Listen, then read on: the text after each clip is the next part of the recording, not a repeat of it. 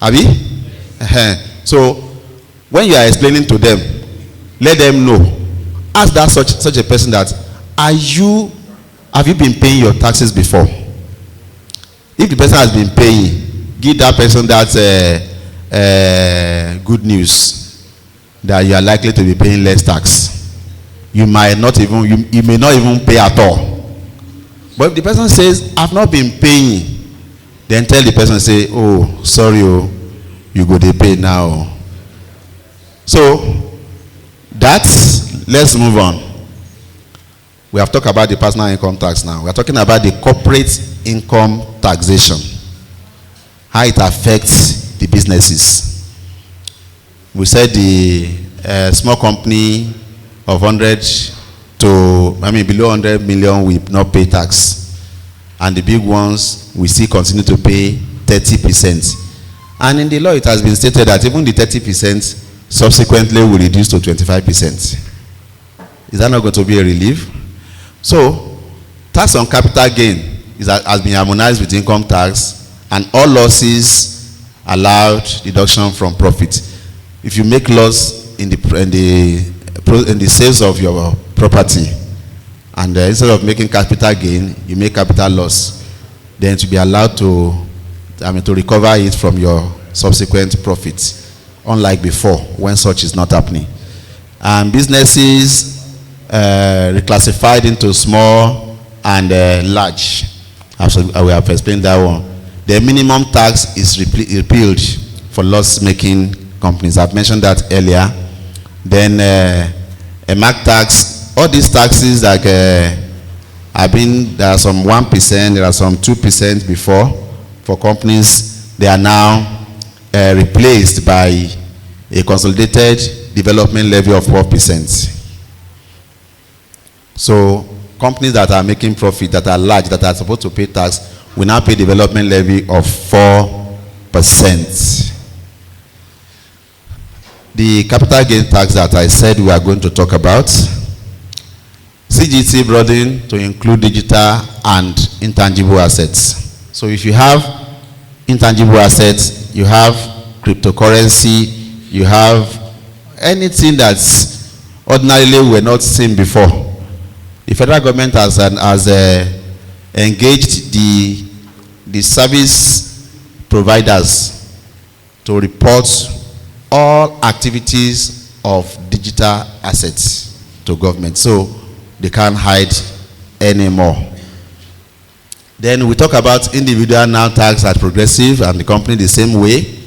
Clear exemption for primary residence. If you sell your house, the house you are living, you sell it, any gain you make on it is tax free.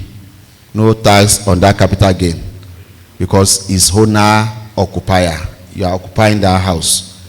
Then incentive for disposal of shares. If you dispose your shares up to less than 150 million, or the proceeds that you make is less than 10 million, you are not paying tax on that gain.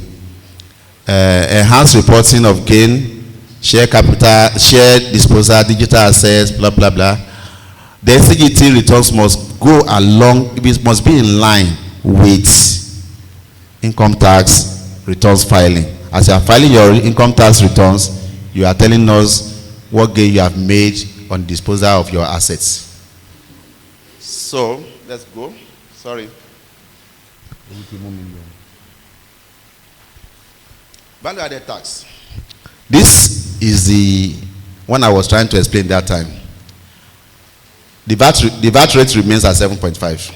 That one has not changed. But there are a lot of changes that are happening there. That's what we now call VAT return. VAT refund, sorry. VAT refund is that the VAT that you have paid, in some cases, will be refunded back to you. How? Nobody is asking me a question. Thank you.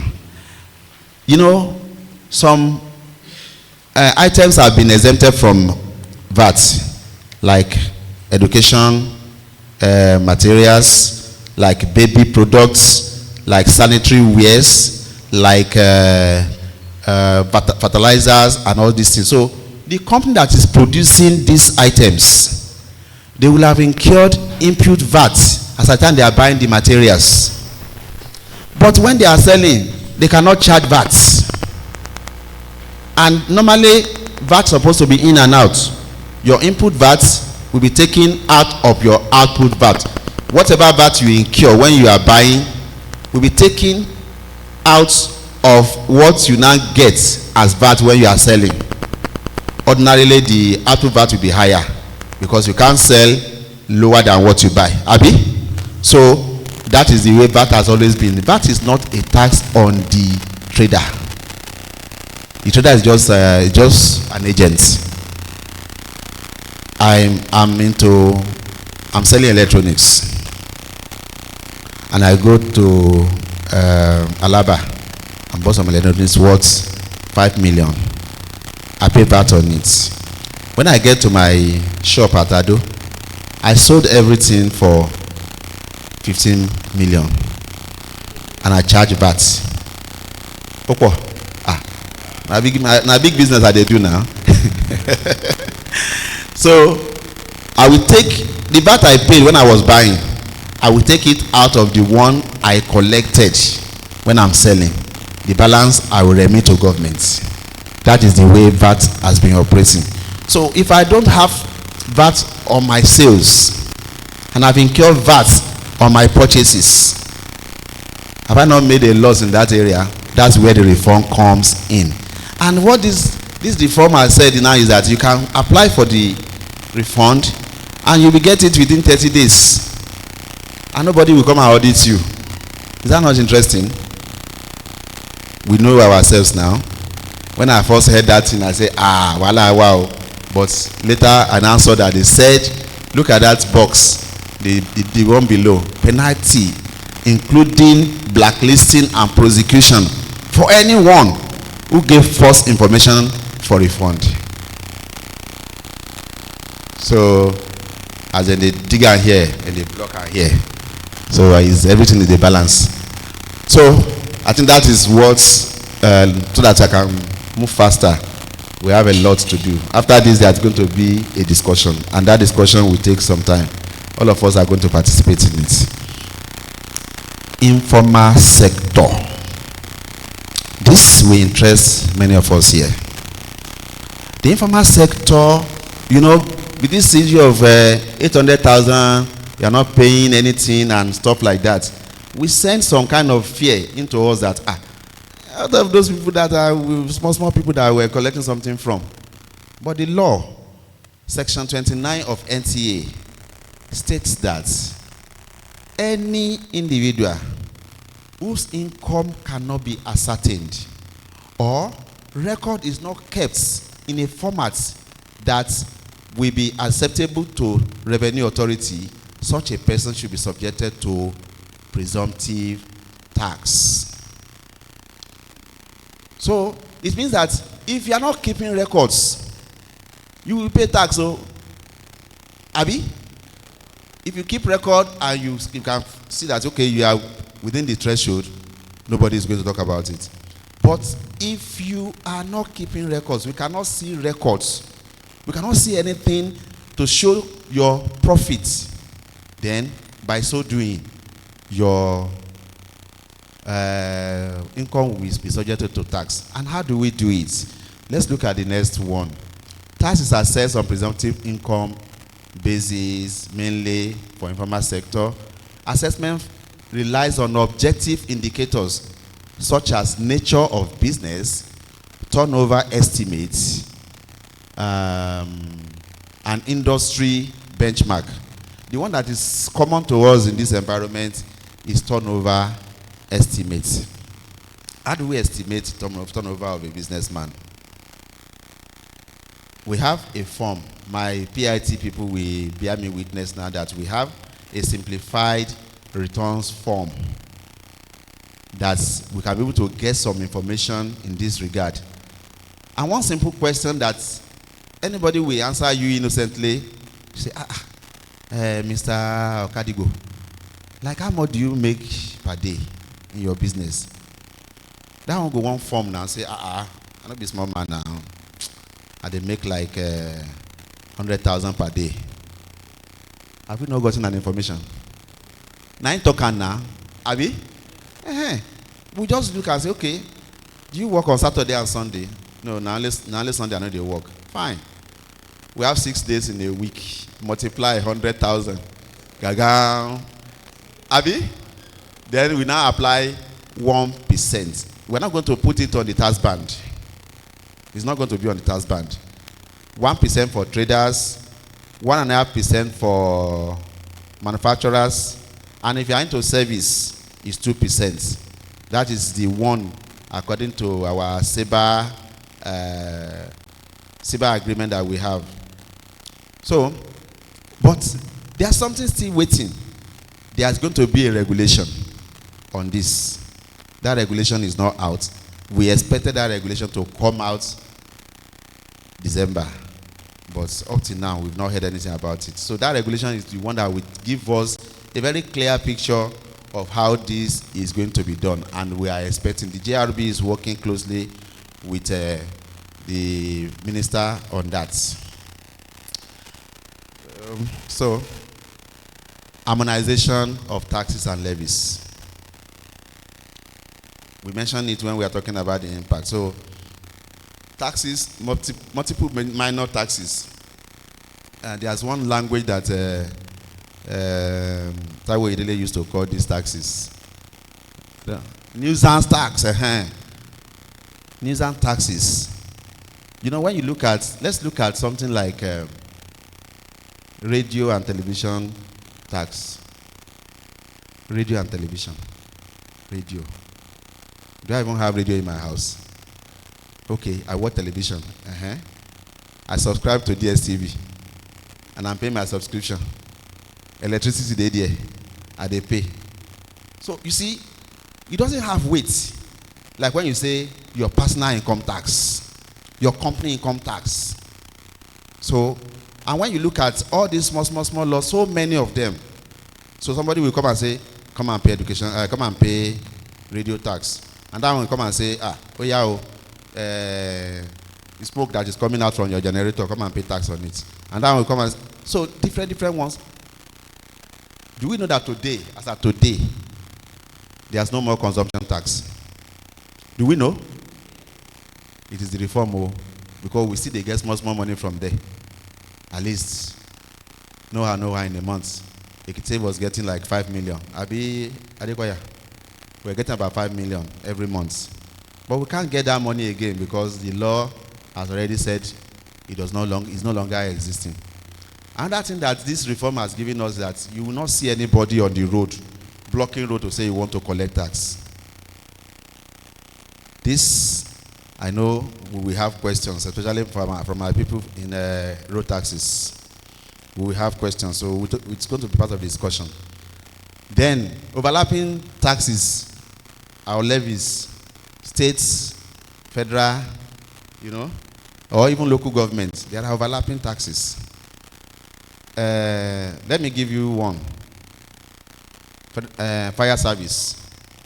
Federal fire service, they are in Ekiti. They will go and meet business owners. Come and pay your fire service levy. State service too will come and say, come and pay. So the harmonization is taking care of all this.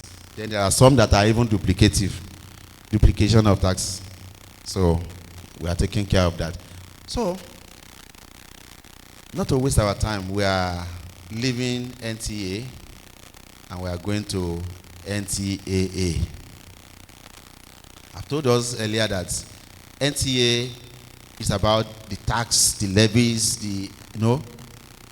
what to charge and stuff like that. But NTAA is telling us how to do it.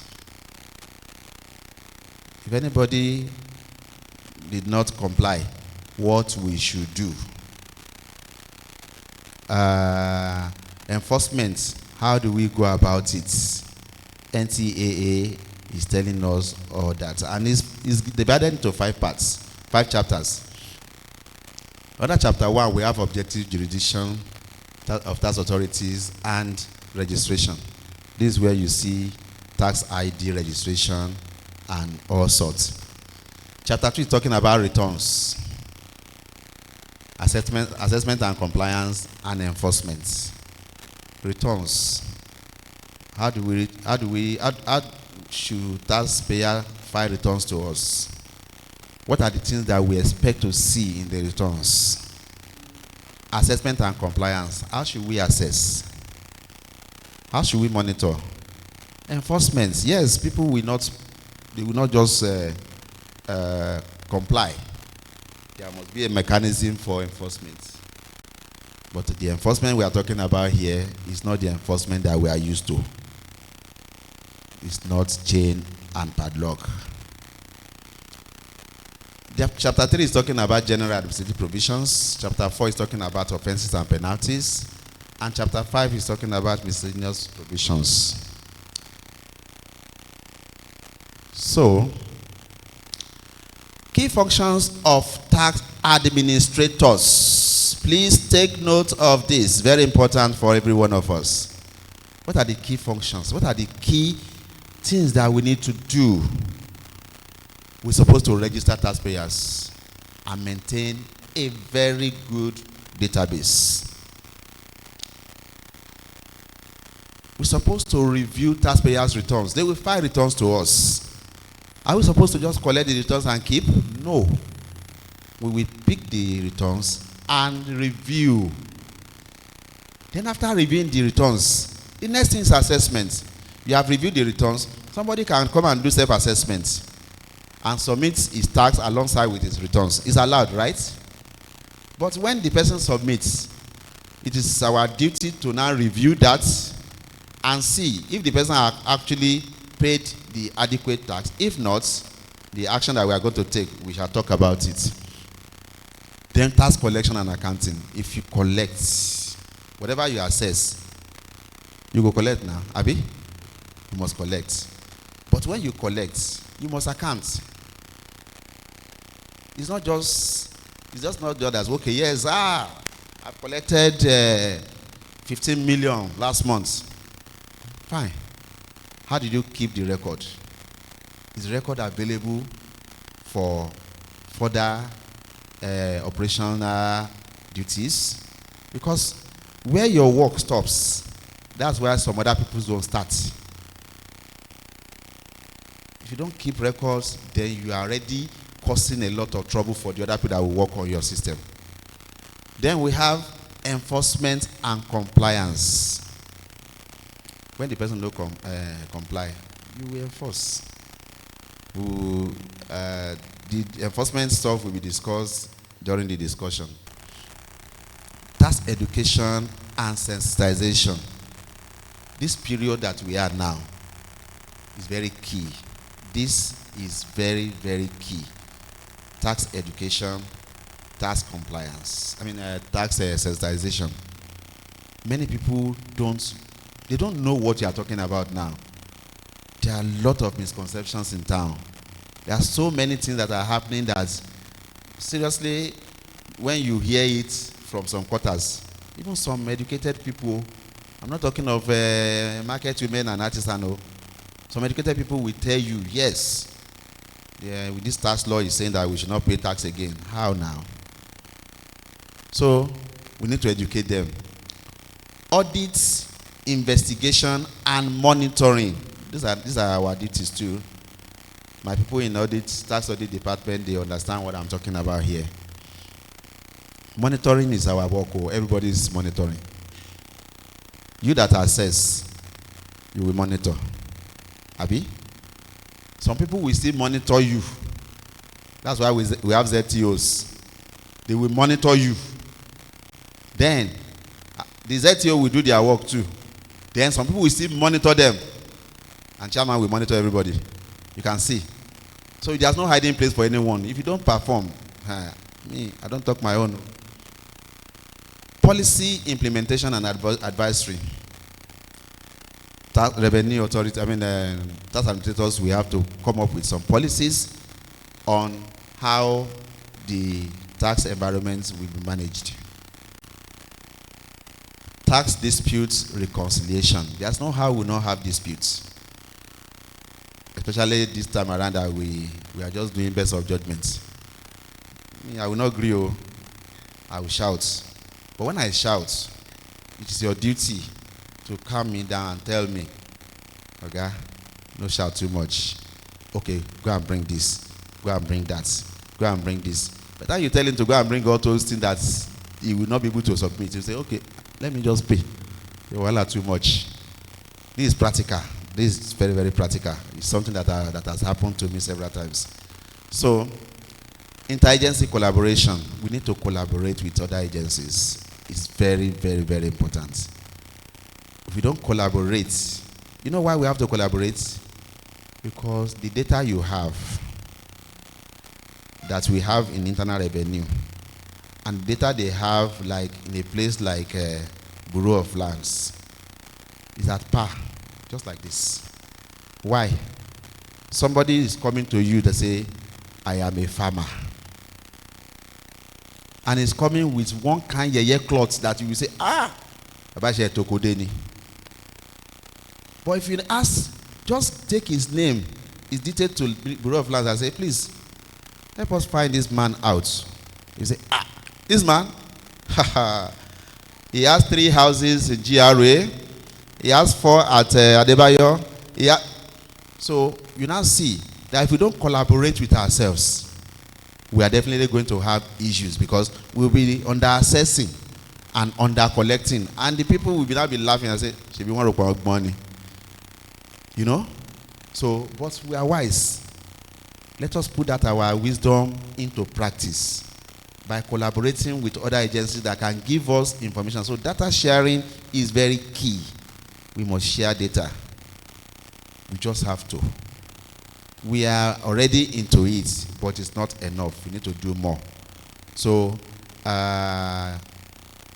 PIT, please work closely with MDA. It's very, very important. Tax audits, data intelligence, all of us need to work together. In fact, even within ourselves here alone, leave the agencies, Ekirs alone, department by department. Are we sharing our data? Withholding tax, we have his own data. PIT, we have their own. Tax audit, we have their own. Let's collaborate. That's the only way. So let's go. Then we now have reporting and accountability. We must report for every work that we do on monthly basis. We report. We give accounts. Governor is always waiting. Oh yeah, Kilobade this time around. We must give him figure. Not only figure, we must explain. What do we have to explain? October, we had 2.35 billion. November, we have 2.27. That's a drop, right? So if you tell Mr. Governor, in October, we did well, 2.35. And you now go in November and say 2.27. And you don't want to explain. You go explain entire. Because the man will definitely say, so what happened? So that's why the report is very important. Accountability is very important. Unfortunately, the December report is a little bit lower. But I'm not telling you because that is the jurisdiction of the chairman. But please, we did not do well in December. I just want to tell you that. We did not do well. When the chairman wants to address us, I'm sure he will say something about it. So, let's go. No, please, calm down. January will be good. I'm already seeing the sign. So, let's work with that faith. Let's go all out. We have taxpayers that are owing us.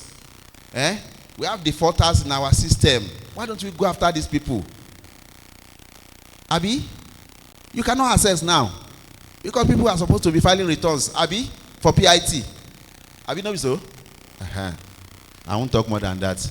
So, The key implication of NTAA,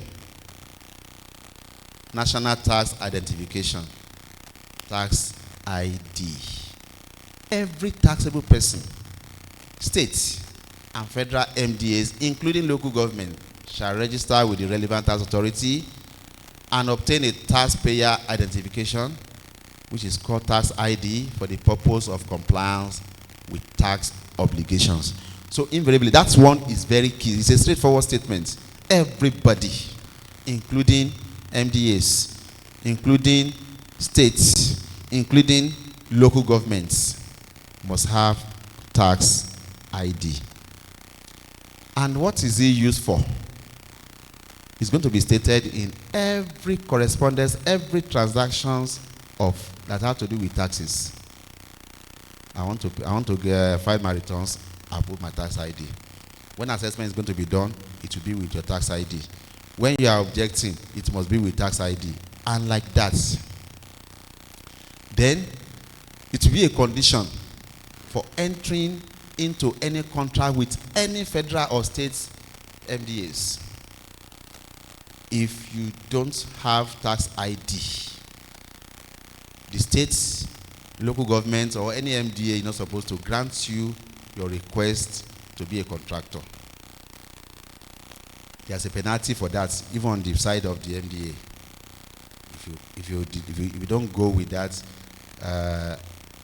among us here is somebody that knows, he understands penalties, offenses and penalties very well.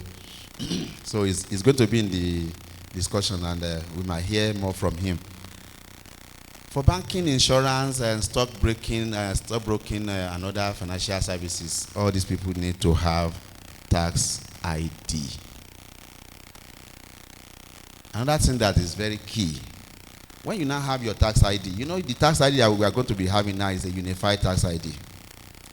Why is it unified? Before now, you have tax ID in Lagos, and Lagos call it taxpayer ID. You come to Ekiti, you collect E18 if you transact any tax transaction here. And like that, if you go to FCT IRS too will come and give you tax ID. So we now have one person will have like 5-6 tax IDs. And the 6 tax IDs are not communicating with each other. So in the wisdom of the government in the reform now, that we are going to have unified tax ID, which does you have only one that can be applicable to any state of the federation. So because that has happened, that's why we're having the next point, a notification of change in particulars.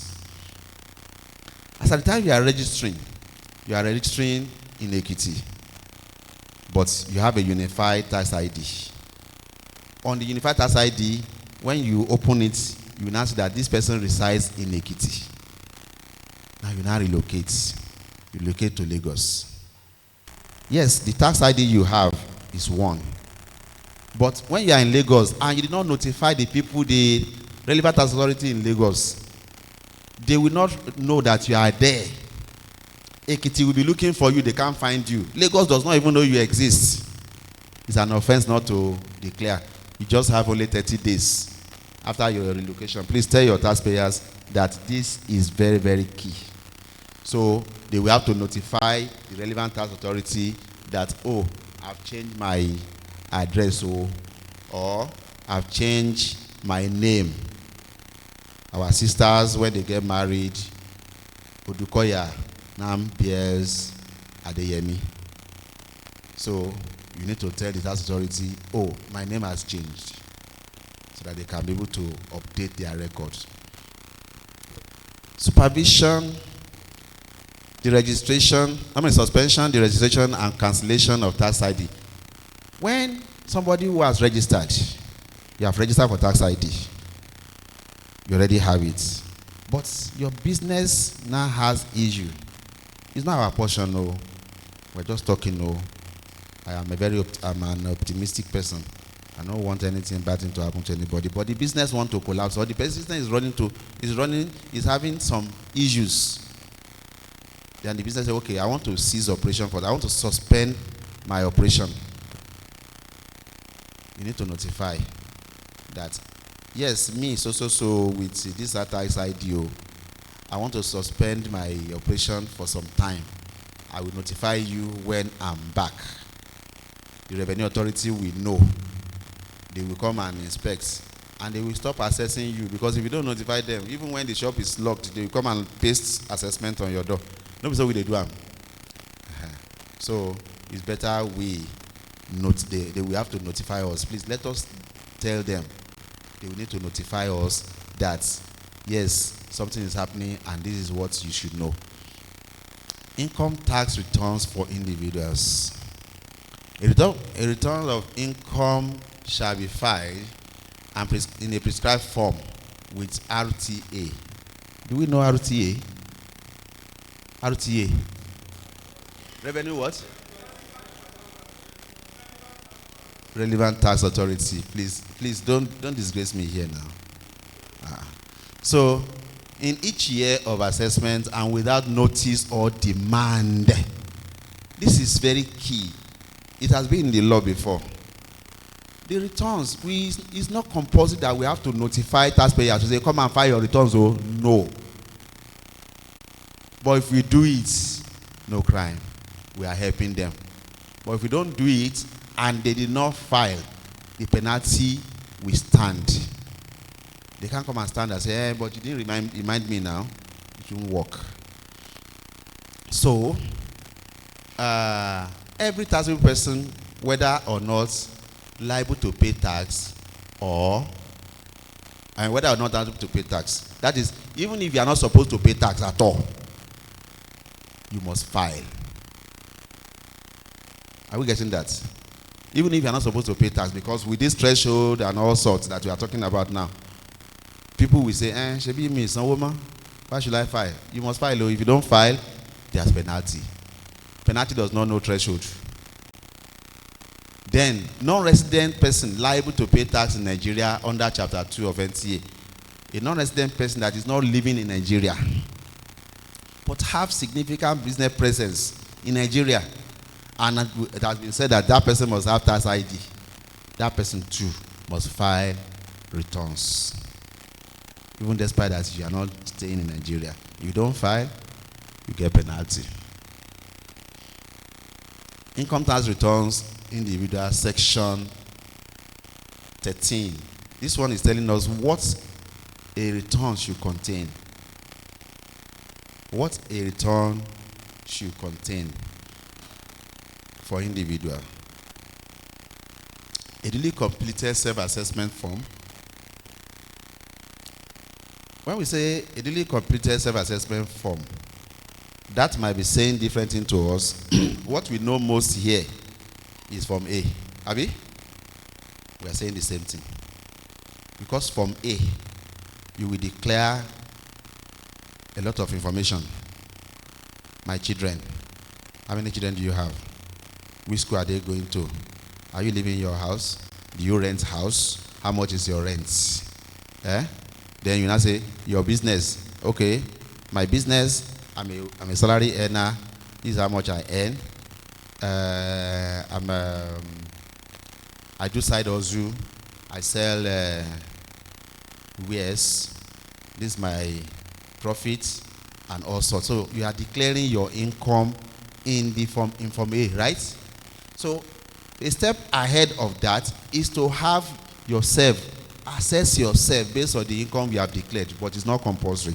If you don't declare, if you don't assess yourself, no problem. We will help you. We assess you. But if you assess yourself, we are making the job easier for us. You assess yourself and pay. So it's expected that a taxpayer will self-assess, but if you don't self-assess, no problem. A duly completed self-assessment form, or let me say a duly completed Form A. The amount of income from every source for the year preceding the year of assessment computed in accordance with the provision of NTA 2025. This one is going to be applicable next year because we are using Peter this year. Abi? God bless you guys. So, in the case of income earned from trade, business, profession, or vocation, though that one, PIT, payee will be that, oh. Abi? But you're not filing the returns of payee of 2025 in 2025. You are filing in January, of 2026. You are filing in January 2027, right? So everything that you are talking about here is going to happen next year. That number 2 there. In the case of income earned from trade, business, profession, or vocation, an audited financial statement or a statement of accounts attested to by the taxpayer. You must be, you see, when you are trying to show yourself, like Yoruba will say, Ti a bá ń yan ẹ̀pà fáfọ́jú, a máa ń súfèé. Because if you don't, when you are eating something, you can't whistle. You are chewing and you want to whistle. 2 of them cannot go. So transparency is what they are asking for there. If you are filing your returns, please support it with documents that will make us to know that yes, this person is telling us the truth. It's not just for you to say, I don't make profits. How? So then we now have a personal relief and tax computation, evidence of payment of taxes. These are the things that we will expect to see on the returns of an individual. So let's go to payee. Now, an employer shall file. The other one, the taxpayer shall file. This one now, an employer shall file. Do we get the difference? We get it, right? If you are not in PIT and this is not clear to you, please note it. You can send the question when the discussion starts. If you don't understand why we are talking of taxpayer and we are talking of employer, there are 2 different things. So employer will now file returns for all the employees not later than 31st January of each year in respect of all employees in the employment in the preceding year. 2025 returns is being filed now. It will expire by 31st January. And by 31st January, maybe by 1st of February, whoever that has not filed, there are fines and penalties and everything that they will pay. Plenty of it. But the new tax law has made it a little bit mild, so it's not as kicking before. But if you keep on defaulting, then it will be increasing. If you keep on defaulting, it will be increasing. So, the return shall disclose for each employee gross emolument, that's your gross income, including allowances and BIK. Please, what is BIK? These PIT people no go let person rest. You should have less throw taxes people to answer. So, total deductions, net emolument, and tax deducted. Your payee, your salary, your gross salary, the deductions. Then we now have net pay and the tax deducted must be shown in the returns. Notwithstanding the provision of section 14, please let's note this one very well. An employee shall file an annual return of income from all sources, including employment income, in accordance with section 13 of NTAA. We just talked about section 13, that an individual will file, right? Then section 14, employer will file. There are some people that section 13 and 14 affects. We that are here, majority of us have side hustles. Majority of us. Now, the law has said that we should file returns after the employer has filed on our behalf, strictly on our payee. But some of us that are photographers here, some of us that are selling wares, that are selling Ankara, we dey see them on status, we dey see them. Some of us that are selling baby things, we have so many of them. It is expected that after this January, before March, all of us file our individual returns from all sources. Some of us are event planners here. Some of us are social media influencer. We plenty. So please, and this, I'm saying this now because I want to emphasize on it. Charity, they say, begins at home, right? If we don't disclose, what moral justification do we have to expect others to disclose to us? We are going to monitor this closely. Seriously. If it affects me, I go pay.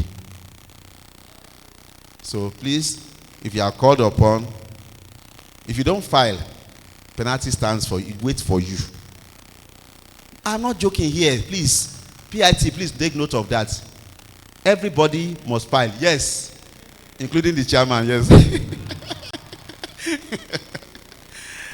Oga said he will file.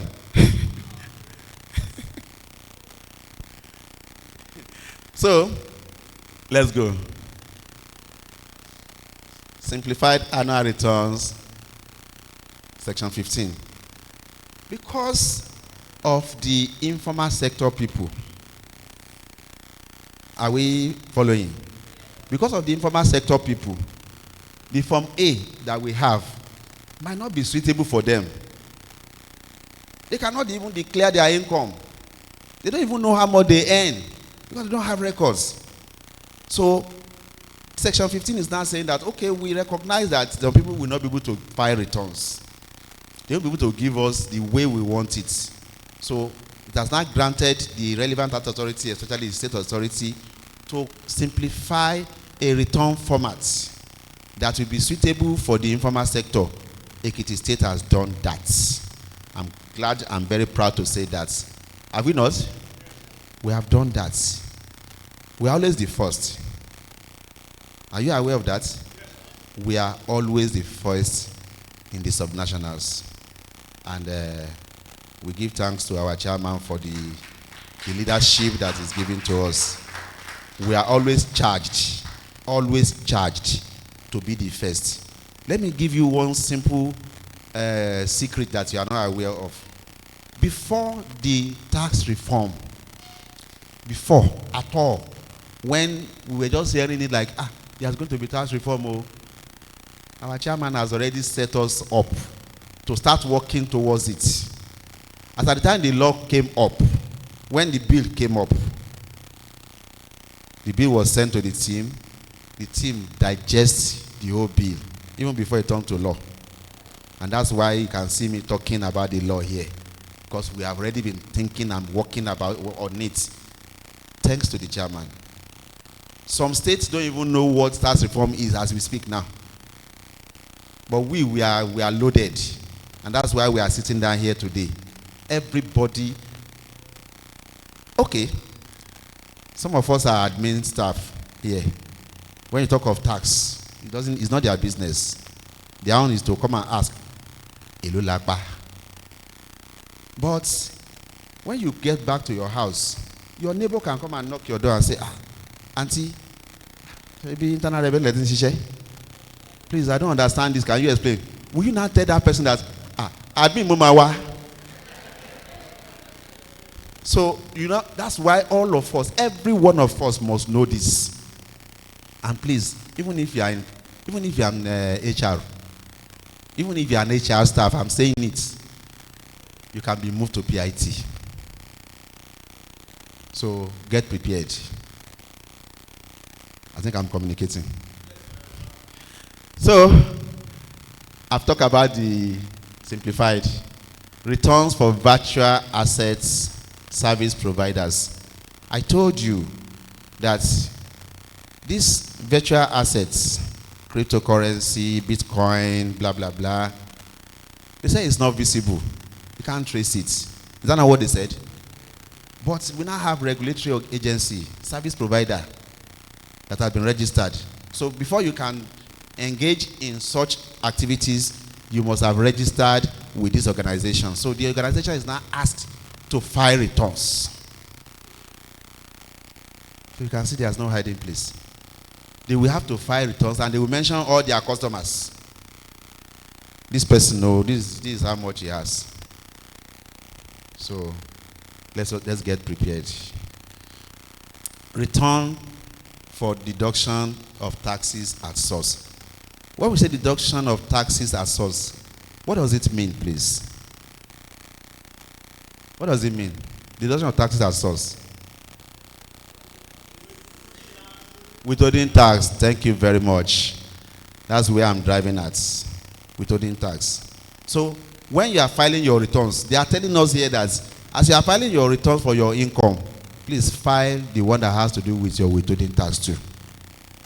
We must have information of every aspect of your tax in your returns. These photographers, are you done? Information to be delivered by bankers and others. When we say bankers, we mean financial institutions. It's not only bank. Financial institutions, stockbroking firm, mortgage bank, all of them. What are the information that they need to disclose to the relevant authority the new customers that they have? Every new customer, they must report to the internal revenue. And the next one is existing customers. In the case of already I'm a customer, the law did not say they should start giving my information every day. But any year where my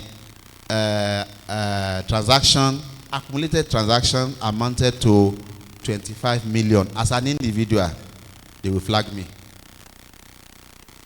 They will flag me. A year. Accumulated for a year. Then, a body corporate, 100 million. They are telling me that my time is up, so we need to rush. Disclosure, you have to disclose. Tax planning. You know, tax planning is good. For some of us that have been CFO before, we plan our taxes very well. We adjust some things, and this is legal way, not illegal. And that we call tax avoidance. Now, it is now mandatory that your tax planning, you must disclose to tax authority. This is what I want to do. You must. That's what that section is talking about. Then, accreditation of tax agents. Tax agents, for some of us that are in PIT, you don't see anybody just come in and say, I am representing Mr. So-so-so of so-so-so company. And you'll be wondering, kilo day. And people that are even coming to represent people, they don't even understand the system. So the new law now says that before you can even represent anybody, you must have been accredited by the relevant tax authority. So we should be ready. Anybody that comes to us, tell the person, go and register first before we attend to you. If they send letter to us, let's reply them that we cannot attend to you because we are not registered. And what is the aim of this? We want to be sure that qualified people are standing in for taxpayer. If you are not accredited, then let the taxpayer come and do his thing by himself. It's allowed.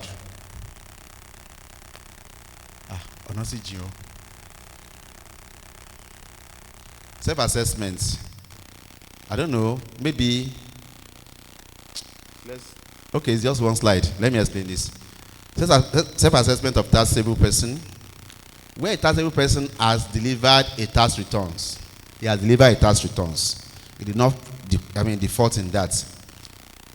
What are we to do as revenue authority? We can either we can accept the returns without additional assessment if we are okay with it. We can accept the return and make additional assessments.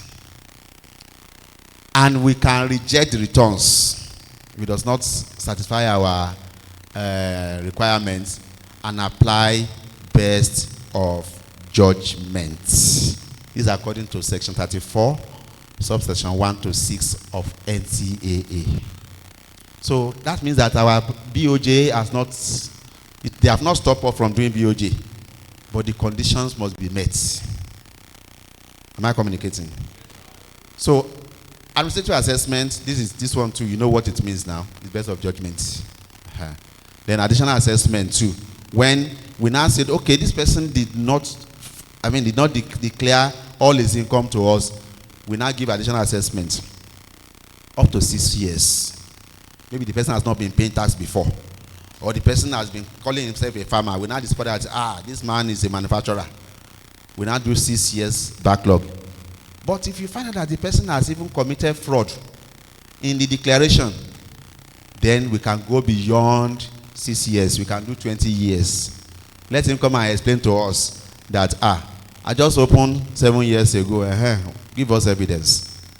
So that is what the power the law has given to us. A scenario question now. This one is going to be very fast. How do you reassure stakeholders that tax reform is about fairness, not higher taxes? This one we must talk. Who want to talk? Say something. Madam, just 2 minutes. We can't talk. This thing, I've said it here. Oh yeah. So the understanding of all what you have been teaching us has given us the understanding and the way we can really assure now, the stakeholders. Tell me, I don't know. Tell me that I believe that it's higher taxes. So convince me. It depends on the level you are. If you are the one that is earning low income and you did not declare you don't take record of your businesses, so it might affect you negatively. But if you are the one that is doing all those things, it will not affect you. So begin to orientate them. Do we agree with that? Me, I don't agree. But I have only 1 minute more. So who want to talk? Yes.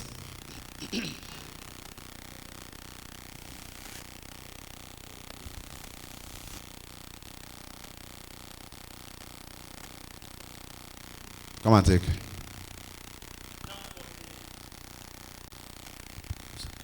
In case of the stakeholders, mainly in Ekirs State, though I have been talking to some people come across, that it's only that those who concern the big men are trying to use us who are earning just little amount of money. Now, if you look at the table show us the pay. Let me start from pay. You want to train us? Okay. Question. So there are some things, even maybe this month or next month now, there is going to be a little increment in the salary based on this new on the pay. Now, there is two on the businesses. I am not. Can somebody else talk? Let her talk. Simply put, to be able to tell someone that the tax reform is about fairness. First and foremost, if you have not been paying tax, I'm just putting this in a statement. If you have not been paying tax, you are likely to pay tax. Then secondly, if you have been paying tax before, there is every indication that your tax will reduce. Thank you. So at this juncture, I think I want to say thank you. Can we do better? Thank you for the very wonderful presentation. So we are going straight into the discussion. Meanwhile, I can see some people taking pictures while the lecture was ongoing. Don't worry, you don't have to bother about that because the slides will be made available. So we want to start the discussion session by introducing the discussants of the day. I'll be starting by introducing our Director, Planning, Research and Statistics, Mr. Wasim Mohammed, as he comes onto the podium. Can we appreciate him?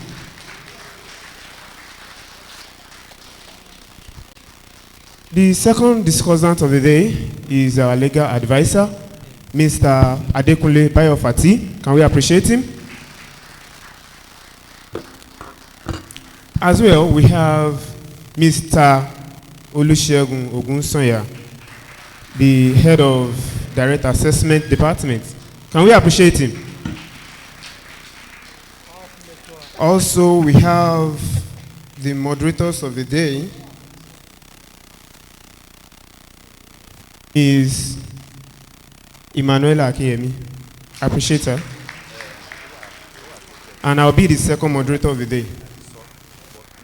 So I want to urge us to sit, listen carefully.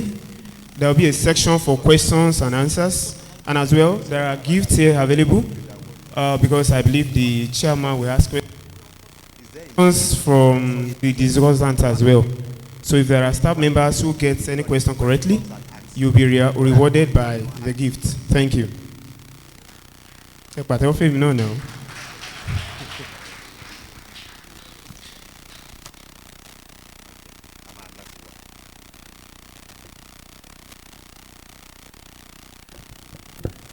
Good morning to us all.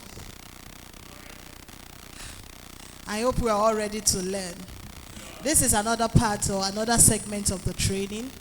And one thing I want us to do is to try as much as possible to learn from whatever they're saying and try to write something down. Some people will be waiting for someone to start giving you slides and showing you what you should capture with your cameras or something. But you don't need that. You can learn from this discussion.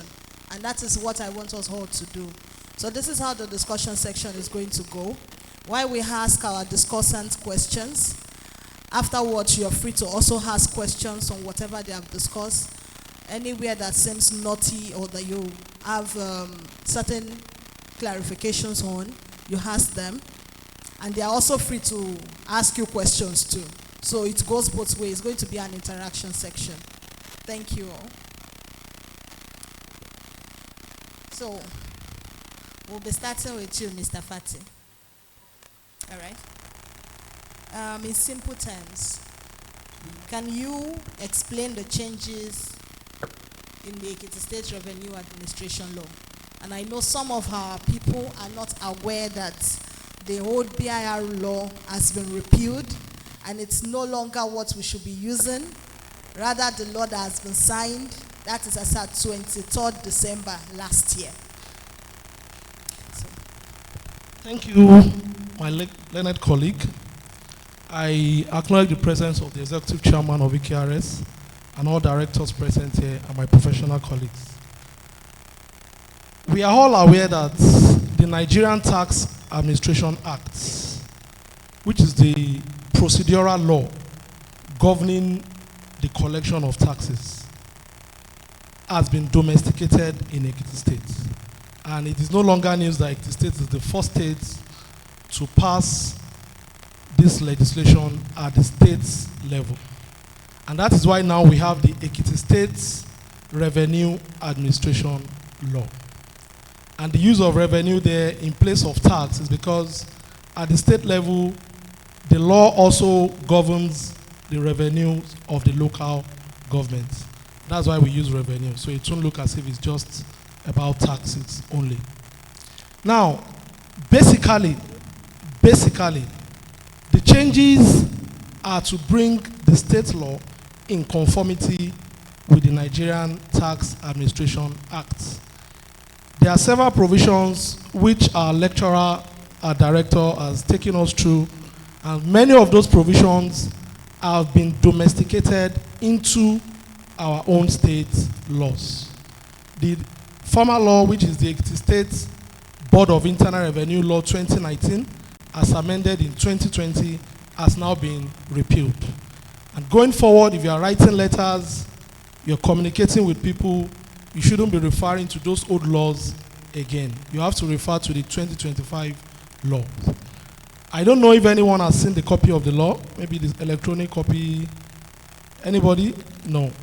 I think the HR will do that maybe after the training.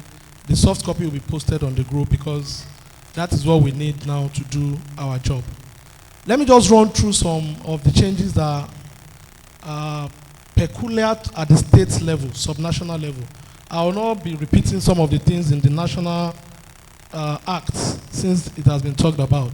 Now, at the state level, the composition of this board has changed under the new law. Initially, what we have is the law established a board and made Ekirs the operational arm of that board. But now, what the law is establishing is the service and now establishing a management board for the service. Now, and that is why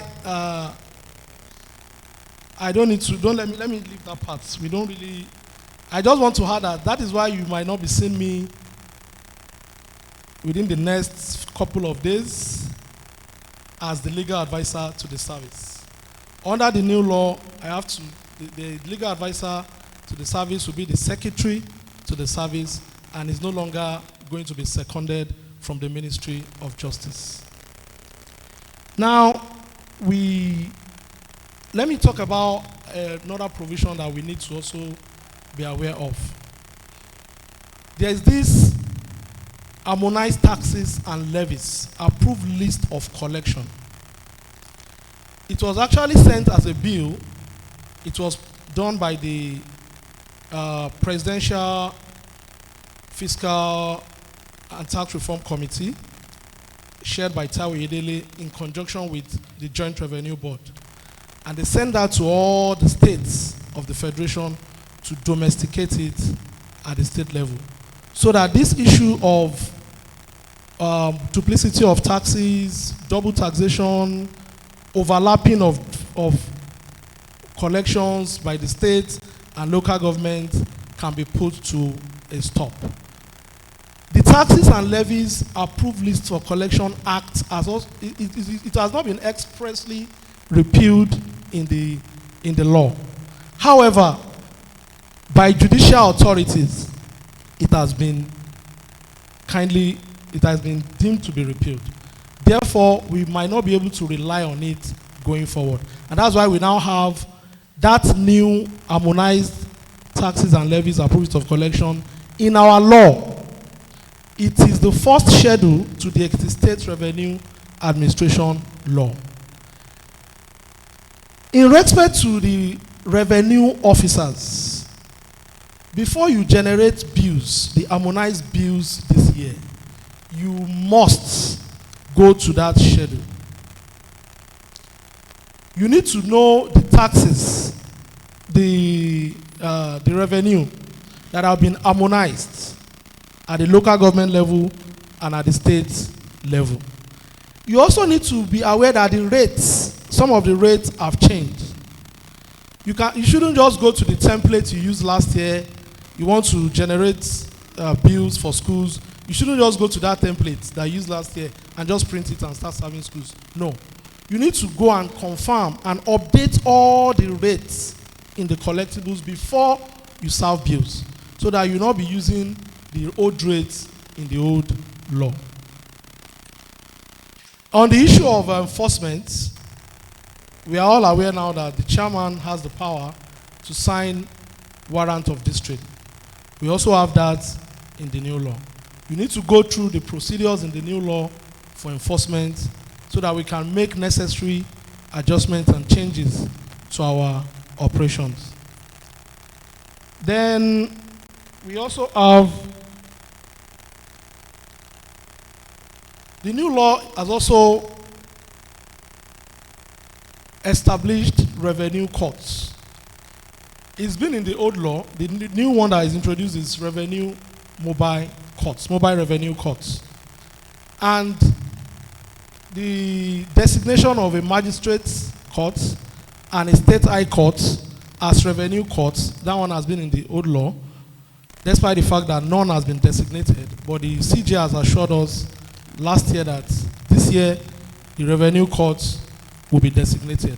And we are also hoping that a mobile revenue court will also be established for the purpose of road taxes enforcement. You know, let me now talk about one of the things again in that harmonized tax and levies. Blocking of roads for collection of taxes is completely prohibited. If you mount any roadblock to collect taxes, there is now an heavy fine for it. I think almost up to 5 million naira fine for blocking road for collection of any revenue or tax.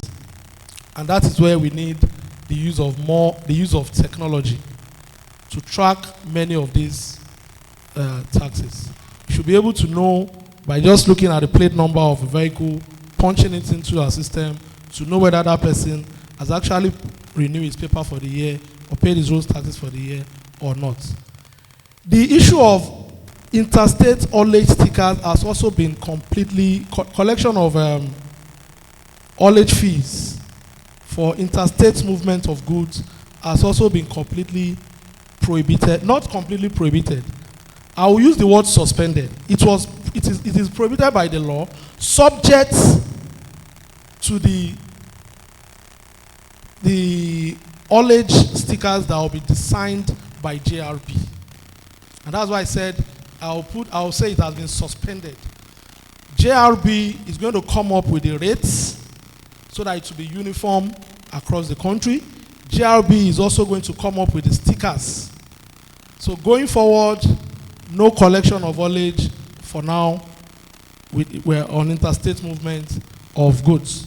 Now under the law also gives room for the employment of special purpose tax officers, which shall have the powers of police officers. That one is in the federal law, and we have also domesticated it into the state laws. I think I'll stop for here. I'll stop here for now. Thank you so much.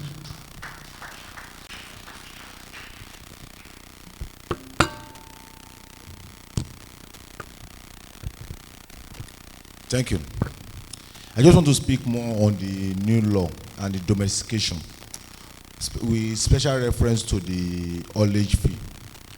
The haulage fee has been, that is the emblem stickers that you have on the road, majorly, but in the tithes and levy sent by the GRB, what will not be introduced for haulage fee will not be loading and offloading.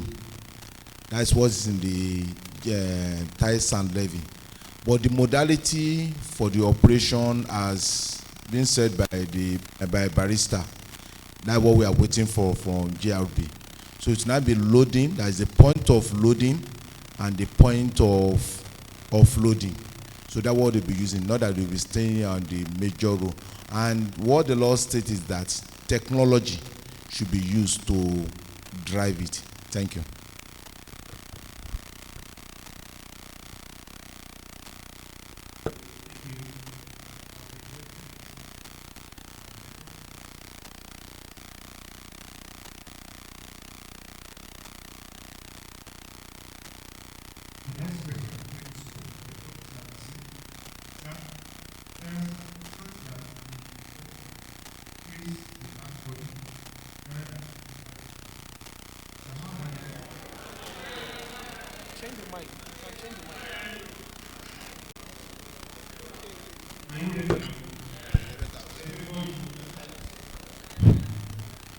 All right. I said there are some concerns that the reform might increase tax burden rather than simplify compliance. So how valid is this, sir? I think that has been answered, right? That was the scenario question. We discussed it, though there wasn't enough time to analyze it. So maybe this is the time that we are going to talk about it. You see, looking at the reform as it is, people that have been paying taxes before, let's take us, we here as example. We know how much our payee that we are paying every month. We know how much it is. By end of January, when salary will be paid, we will see the difference. Each and every one of us here, all of us, we have our tax reduced marginally based on the what have been disclosed there on the board there. So if somebody is not telling us that it's increasing tax burden and the tax is reducing, the two of them are not the same now. Tax will definitely reduce, and that is even sending some fear into the mind of the revenue authorities, that if tax reduce, what happened to our target? Are we not thinking about that? If tax reduce, what happened to our target? What happened to our collection? What are we doing about it? Tax will definitely reduce. It's just the magnitude of the reduction that matters. Some work has been done at the back end to see what the effect of this tax will be on our payee. Taking the state civil service salary as a case study, we've seen the difference. And that difference, we believe that if we work hard in some other areas, we will cover that difference. And what other areas are we looking at? Our land use charge has not given us enough. So the management, we need to now put attention into that area. Our MDAs, the ones that are not performing, let's grab them and make them perform. So that the difference of maybe less than 100 million that we are going to be seeing on a monthly basis will be covered by the other ones that is not affected by the reform. So that is the way it is. But the answer to the question is that the tax burden has reduced. There's no increase in tax. And nobody should give us hot tea to drink in the name of saying that, we are ambassadors. We will definitely have to defend the system. So, thank you very much for that.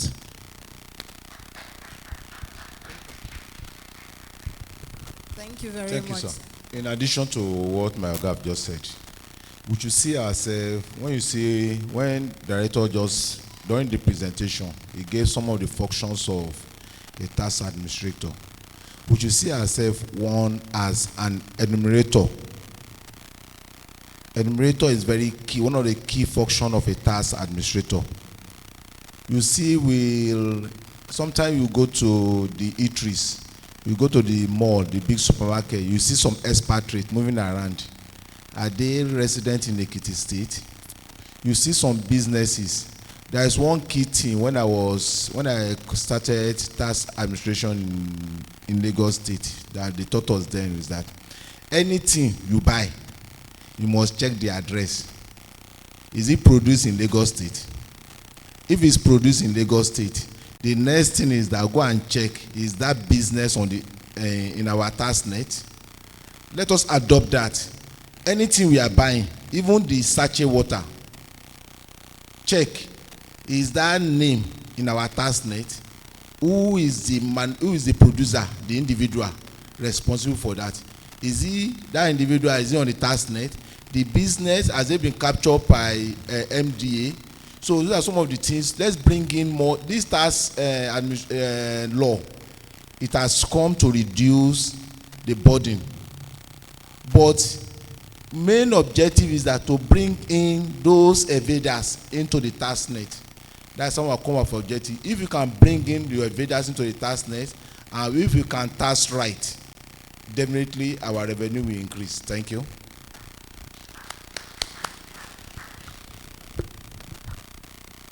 Sorry, I just want to add this because sometimes you'll not be speaking to only people who are low income earners. As much as that assertion is wrong, that the new tax reform has come to reduce our tax burden, for the high net worth individuals, it has come to increase their burden. So if you earn up to 25 million annually, or within that range, your tax is definitely going to go up to increase. But for all of us here, like the director said, our tax will definitely reduce.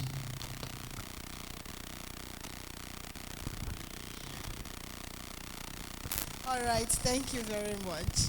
So, Mr. Fati, you said one criticism is that enforcement powers may be too strong. You see, how do we ensure enforcement does not become harassment? You know that the NTAA now has empowered tax authority when it comes to the aspect of enforcement. How does it not become harassment? Okay, thank you. When we look at the new Nigerian tax, I'll just be saying NTAA. When we look at NTAA and our own state law, we'll discover that I mentioned it that the chairman of the relevant tax authorities now have the power to sign the warrant of district. That is the aspect that we need to be cautious of how we implement or use this provision so that it doesn't become an harassment. For all the other provisions, the power to call for information or call for books, the power to inspect, carry out inspection, all those ones, the provisions are still the same. But for the warrant of distrain, now you don't need to go to court to get a warrant of distrain, except it has to do with the distrain of an immovable property. That is, you want to distrain a land. And distrain doesn't mean seal up. It only means seize some goods and seize the goods, keep them for 14 days. After 14 days, if he has not satisfied the established liability, then you can now sell off to recover the tax liability, the cost of seizing those goods and keeping them, and you give the person the balance. I understand it seems difficult, but that is the law. Hello? That has always been the law. The only aspect that has changed there is the warrant of distrain that can now be signed by the chairman, which before now must be signed by a judicial officer. That is only the aspect that has changed. Now, apart from distrain, we also have an action. You can bring an action to recover tax. That's in our state law, under our state laws.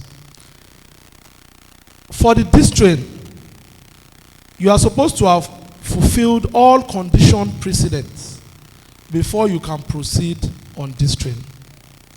What do I mean by condition precedents? You must have served notice of assessment, and the notice of assessment must have become final and conclusive. Once it has become final and conclusive, you can serve another notice of intention to distrain. And after then, you can now proceed to distrain. The procedure for distrain, the modalities for selling the goods distrain, that will be discussed at the management level and be communicated to the appropriate departments. But for now, please don't let me depart from the question. How do we ensure that this does not become an harassment? There are so many of us that we take this job personal rather than official. What do I mean by personal? Sometimes you just feel a taxpayer has offended you, and you feel this is an opportunity to deal with the taxpayer, and you fail to comply with all the conditions precedent, and you just go ahead and you levy distrain. You'll be putting the organization, well, you'll be putting yourself in trouble. The organization can easily defend itself that you have acted out of the scope of your authority.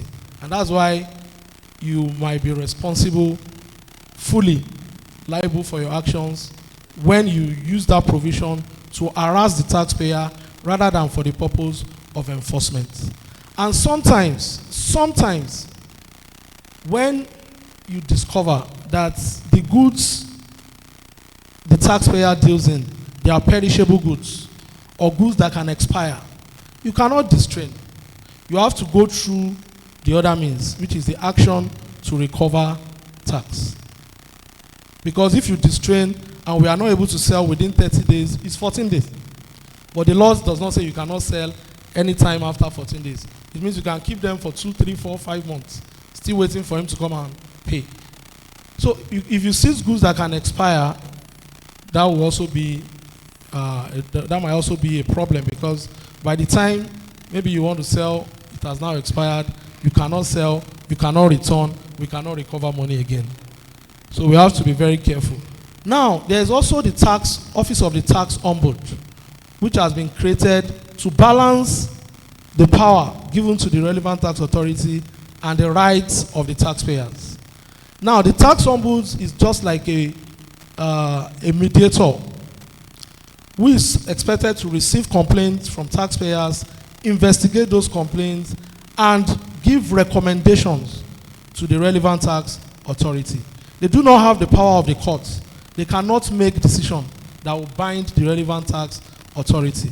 They can only recommend. And they can also sue on behalf of taxpayers, where they have made recommendations to the relevant tax authority and they do not follow that recommendation, they can now proceed and institute an action on behalf of the taxpayer. They cannot interpret laws, they cannot raise assessments. All they can do is just to serve as a mediator and represent the taxpayer and institute action on their behalf. Thank you. Thank you very much, sir. I just want us to also try and manage our time. So questions from now henceforth is going to be like five minutes. Thank you very much. Let me quickly just say something about this, because I know this statement that has to do with enforcement does not mean sealing shops, and distrain means taking an item. This is not new to us, especially for those of us that have been here before now. We used to seize items. And when we do, this was discussed yesterday, so I don't want you to miss the parts that were discussed yesterday. That's why I'm bringing this point back. During the discussion, a request was made to the chairman that we should have a brainstorming session on this distraint in a way that we'll be able to come up with a very practicable way. The law says we should not, the law did not permit us to lock shops. It's very clear. But yesterday, a suggestion was made that, okay, if you are to distrain, if you go and distrain a shop at Fayoshe Market, you know definitely you have played with Tiger. But if you, let's assume that a place like Starleg Mall is the 14, and after all the necessary things, they did not come up with compliance initiative. If you distrain Starleg Mall, the noise in town will be so much that everybody will say, hey, they have taken something from Starleg Mall, go, let us be careful, they can come to us. So if we want to do that distrain, assuming that is the only way out, we will go for the big shots so that it can send the signal downward. Alternatively, that's not the only way of distrain, of enforcement. We can institute legal action. Our people here, they don't like litigation. So charge somebody to court and let that person go like 20 times before the court will now say, okay, you are fined. Every other person will sit up. So we will find a way around it. But don't let us be discouraged. But please, the sellers of chains and padlocks, they have lost a very huge customer. Thank you. Thank you, sir, for that wonderful contribution. So the next question goes to Mr. Ogunsoya. Sir, we as EKIRS, what are the biggest practical challenges that we should anticipate as regards the new tax reform? Thank you. As we have opportunities in the new tax reform, we also have big challenges. One of the big challenges is that in the issue of this distraint is another big challenge that we are used to stealing. It's one of a big challenge, but if we follow due process, I don't think it should be a challenge. We can turn the challenge to an opportunity. How can we turn the challenge to an opportunity now? Is that let's follow due process. There is some, before now we call it that Jankara enforcement, all this in nature. Is not in line with the law.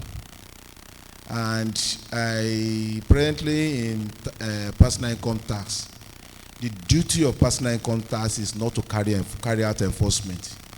We have enforcement department. We have a lot of things that we can do.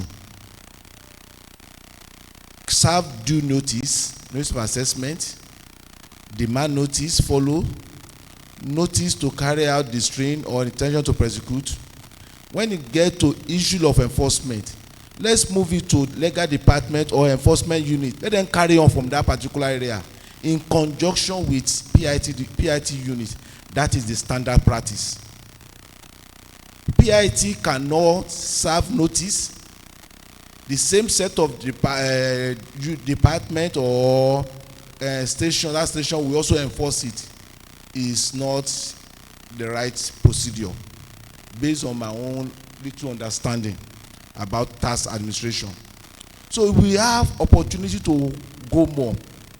Challenges we also have again in terms of getting the relevant information in terms of filing, because filing this time around has to do with global income.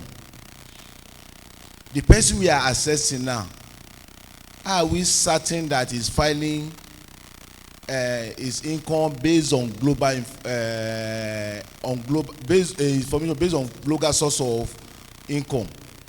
Then how can we overcome those challenges? One thing we should always we should not be envisaging problem. If we have problem, how can we solve that particular problem now? These are the way we can solve that particular problem. We share relevant information. If somebody, like for instance now, a particular taxpayer is in Ado tax station 1, and you know that yes, the business should be is on HNI, pass those relevant information to the directorate, to the head of department. This person is having another business in Igede, he's having in Ido, he's having another business in Akure. It's a challenge for us to get that global information. But when we share information, intelligent information, we overcome that challenge. So there are some of the areas we should look at. Data sharing, information sharing. If we have that, and if we are working, Barrister said something, we should consider any action we want to do. Is it in the interest of the organization or my own personal interest? If personal interest is off, the major challenges we be having this tax reform as Ekirs will definitely overcome it. Thank you. Any contribution? All right, sir. So the next question goes to Mr. Wasiu. Sir, will this reform reduce or increase revenue leakages at Ekirs? Is it going to increase or reduce revenue leakages?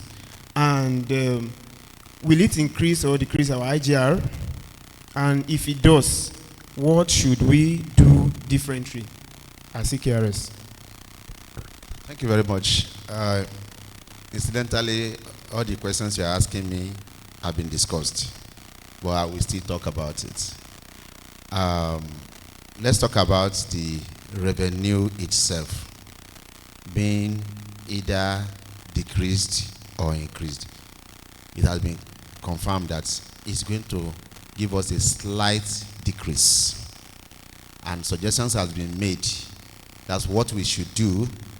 We should, one, please let us work with DID more. Let's work with DID more now, because intelligence is what we need now. Technology is the only way out. So if somebody is giving us an information and we have an opportunity to get a better information, better details about such a person that will help our assessments, why don't we embrace that? Let us see DID, because as it is now, because I'm very close to PIT, I've been in PIT and I've always been in PIT. Every assessment now must have passed through DID.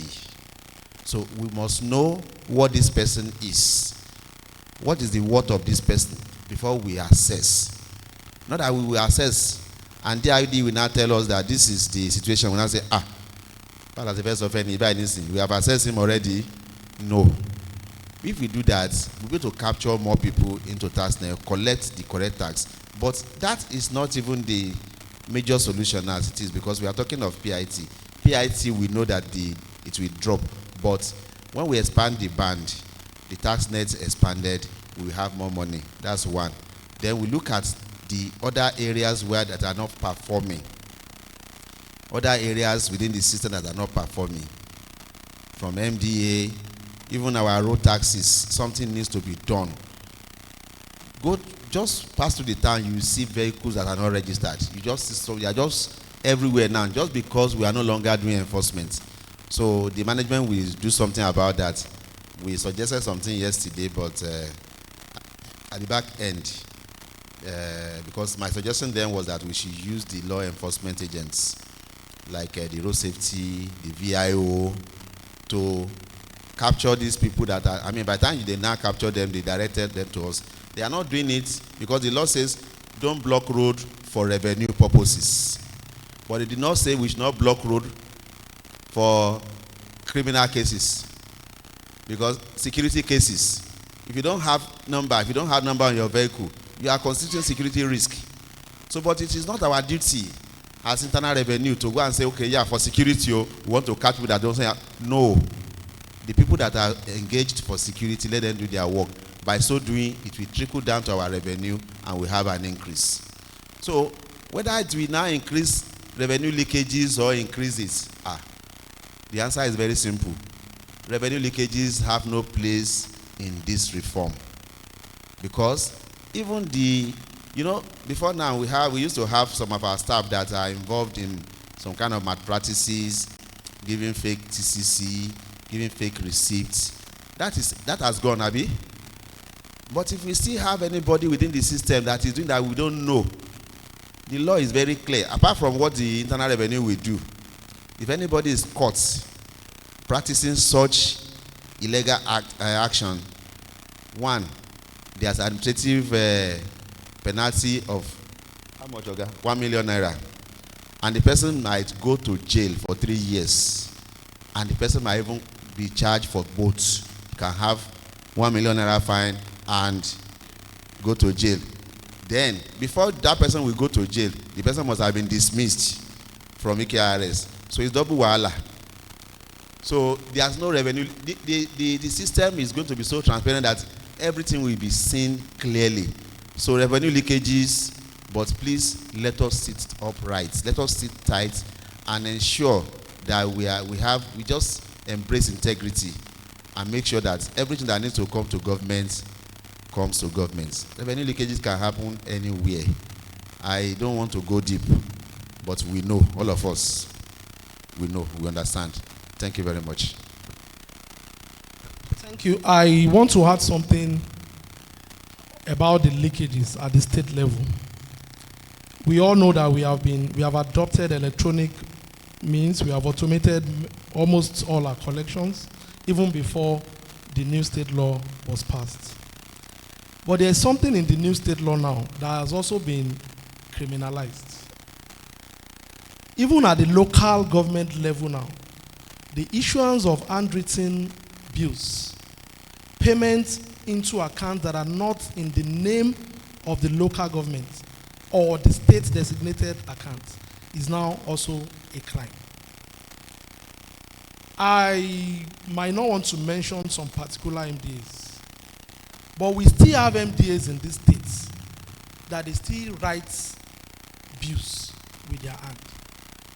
They will say because that person is not captured under harmonized bill. You have a revenue officer in that MDA. Go to the revenue officer, give the revenue officer the name of the business, and put the one item you want to put on the bill, and raise that single bill for the person. We all know why such MDAs still wants to be using handwritten bill. That is where the leakages are coming from. Rates, MDA rates are not negotiable.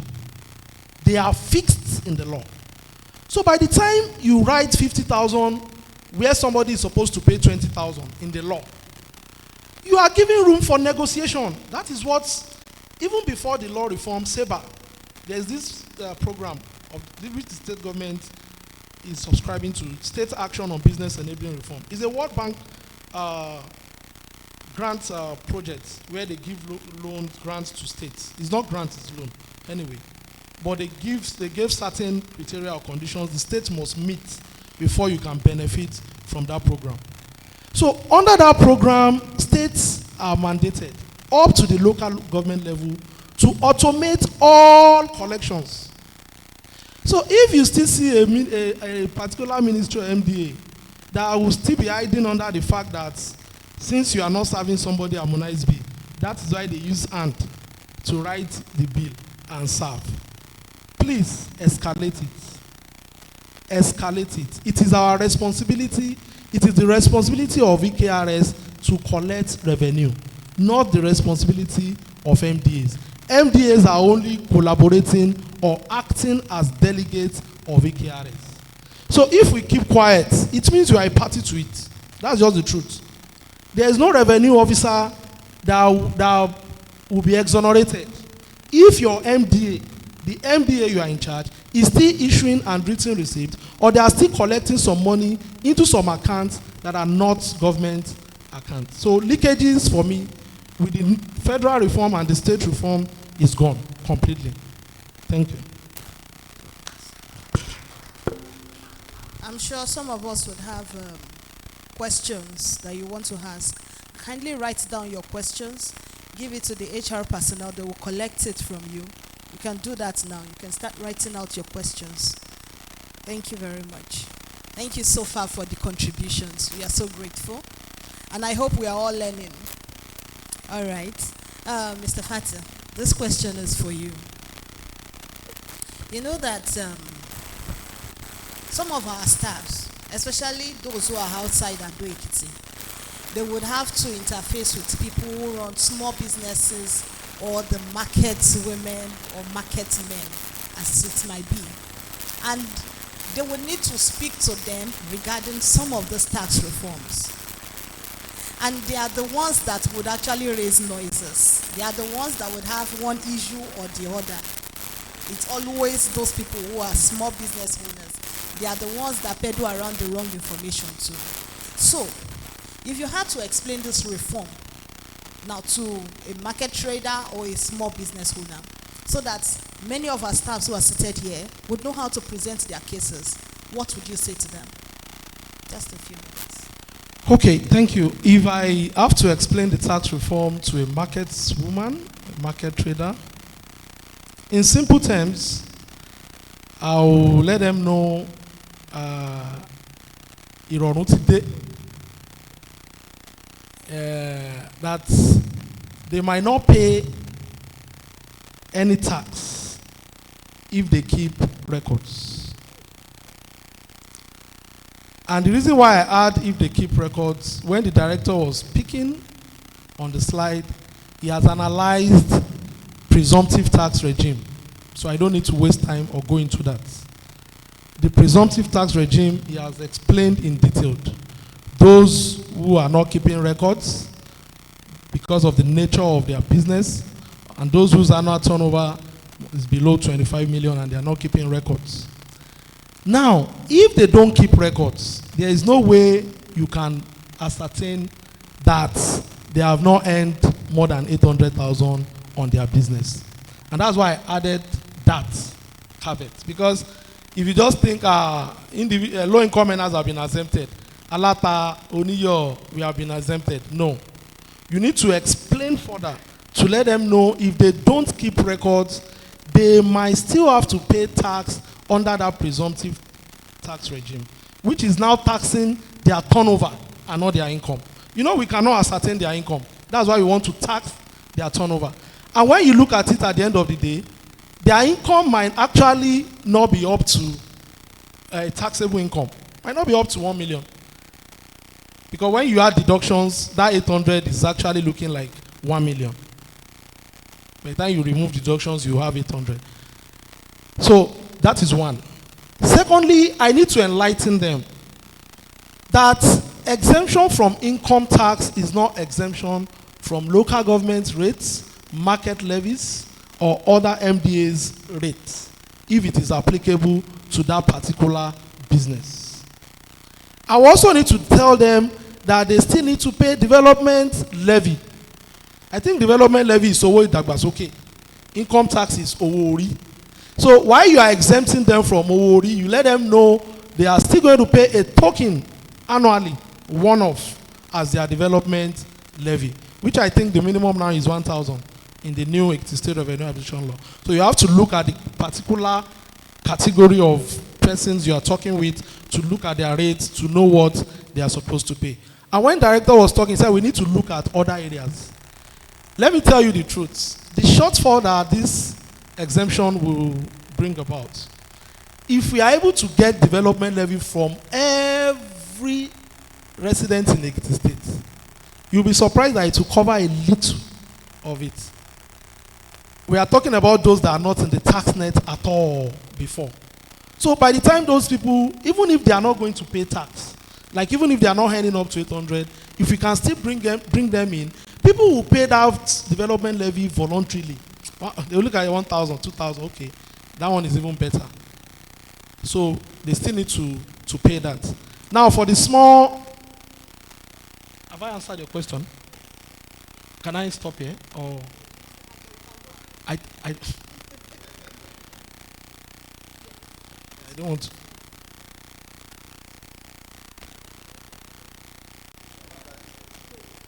Okay, thank you so much. I don't want to go into the company part because by the time I go to small businesses, I'm going into the company part. I want us to focus on what concerns us because of time as individuals.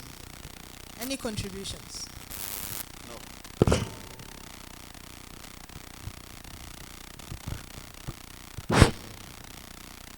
The next question has been answered. Suela, can you go to 10?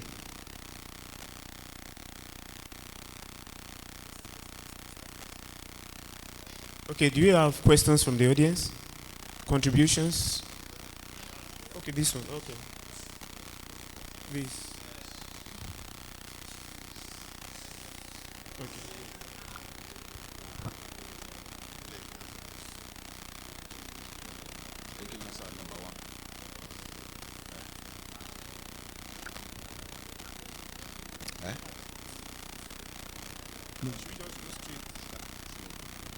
System man.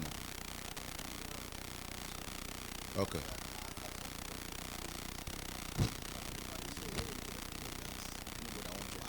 Anyone to answer? I can answer.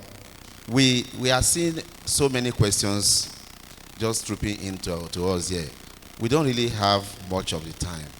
So what we do, we pick some few ones. But the good thing is that all of us here on the side of the table, we are an insider. We are people you can meet. So you can meet us if your question has not been answered. We will take care of it. So if your question is not answered, please don't be offended. We just have to keep to time. They are giving me signal at the back. Thank you. Thank you, sir. The question here is one on PE and PIT. Hello. If the first 800,000 is tax free, what happened to the balance of 40K? That's 40,000 on it for the person earning 70,000 per month.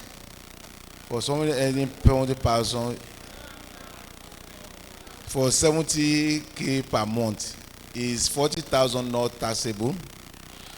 Let us not rule it out. The essence is for training. The person that is asking the question is not clear, and let the person be clear. We can't just rule it out. What the law says is that let us get it clearly. In the tax law, it is 800,000. In the tax law, there is no exemption for 800,000 in the tax law. What the law stipulates is that anyone, any minimum wage and below is exempted from paying. I have the reason why the person is asking that question. If you look at the table, the director display, we have 840. Then we are not saying that 800,000 is taxed at 0%. So that's why the person is asking question to get more clarification. In the tax law already, the director said it. Anybody, any minimum wage. If today, if the minimum wage, the federal minimum wage should increase to 150,000, that's some of the gap we have in the tax law. If the tax law is in the minimum wage is 150,000 naira today, anybody earning 150,000 naira and below is exempted from paying PE, personal income tax. That's what the law stipulates. Anyone earning minimum wage and below. So the 800,000 that you are seeing as times 0% now on the tax band is not the gross income. It is the taxable income. After you have calculated, somebody like, for instance, somebody that is earning 1 million, 1 million times 12 million naira. Then all the deductibles, statutory deductible, NHIS, NHF, the insurance, there is life insurance, owners, occupiers, rent relief, all those ones. If you remove it, the balance, that is the taxable income. That's where, so everybody, all of us here that we are here, irrespective of your income, your first 800,000 of your taxable income is taxed at 0%. So that was your first clear. If you are earning 10 million naira on monthly basis, your first 800,000 of your taxable income is taxed at 0%. So that what is indirectly covering the CRA that we are having in the past. So that's for that. Then somebody asks on small business. Somebody asks on small business. On small business of 100 million tax free, is it applicable to VAT or PIT of the business owner? I love this question because it's causing a lot of, it's one of the major misconceptions. People believe that when they say small business, if your turnover is 100 million and below, you are exempted from paying income tax. Then your asset base, capital asset base is 250 million naira below, you are also exempted. For the income tax that you are exempted is for corporate income tax, which is your company income tax. This is applicable to registered company, that is limited company, that your turnover is less than 100 million and below. I believe you are getting it. It's not applicable to personal income tax. It's company income tax. So let's get that clear. It's company income tax. And the essence of doing that now is that the federal government are trying to formalize business. They want to encourage unregistered businesses, unstructured business to get structured and formalized. That is the essence of introducing that clause. So question 3 and 4 will be answered by my director. Thank you, sir. Thank you. Let me just make a comment about the 840-800 dichotomy. If somebody is earning 70,000 naira per month, you don't need to even bother yourself that you are doing calculation. That person is not supposed to pay tax. Now, let's now look at a situation whereby somebody is earning like 100,000 a month, which translates to 1.2 million, right? And we now apply deductions. We take rent relief, we take pension, we take this, we take that, and the remaining money is now 840. The first 800 is tax-free. The remaining 40,000 will be taxed. So I hope this will answer that person's question. There are two different things. If your taxable income after deduction is 840, the 40 will be taxed. But if your 840 is your total income, translating to minimum wage, is tax-free. Clear? So another person is asking question regarding the tax ID, and this one is a scenario question that is really affecting us.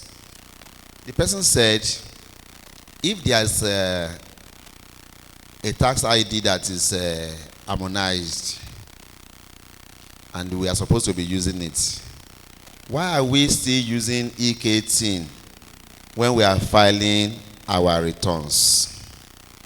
I decided to pick up this question because this thing has been discussed at the management level before. So, and the answer is very simple. Currently, as we speak, we only know our taxpayer by their E18. We don't know them by the tax ID.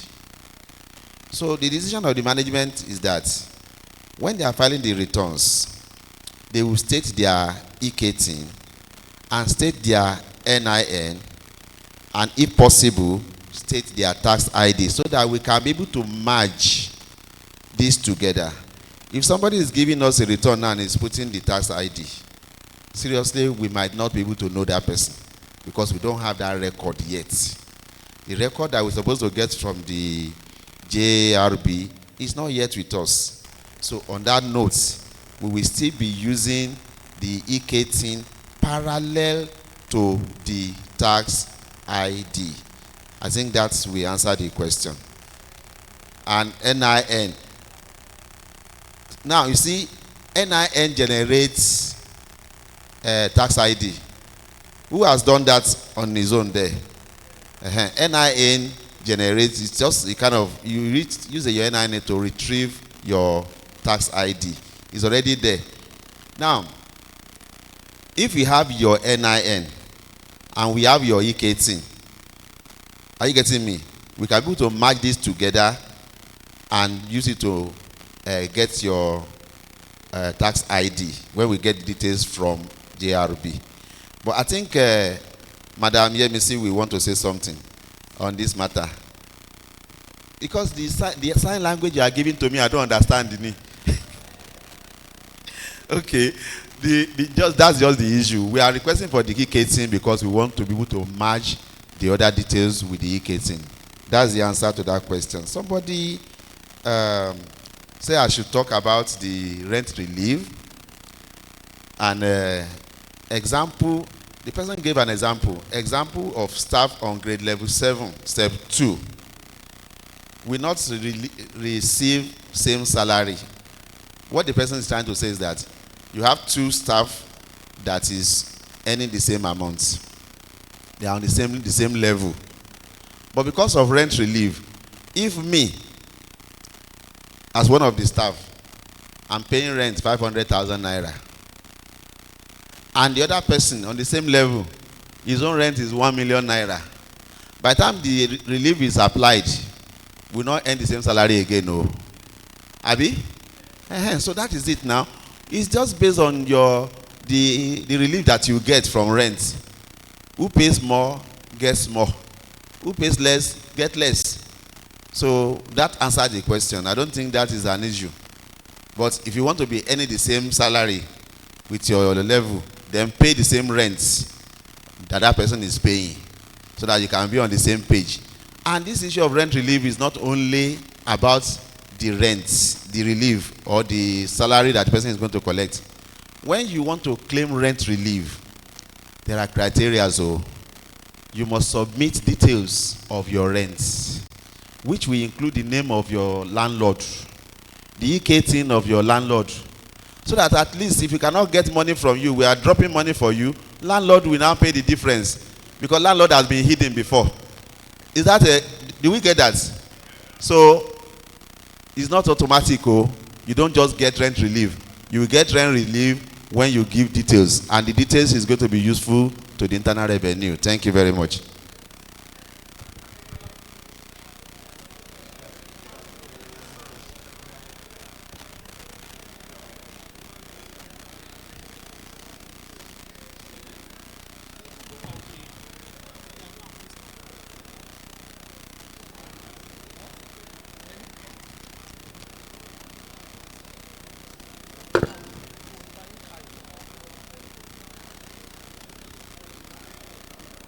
Okay. The first question I have here is, what is your advice to a school owner who said he has been advised to go and register his business under a limited liability company so that he would not pay personal income tax?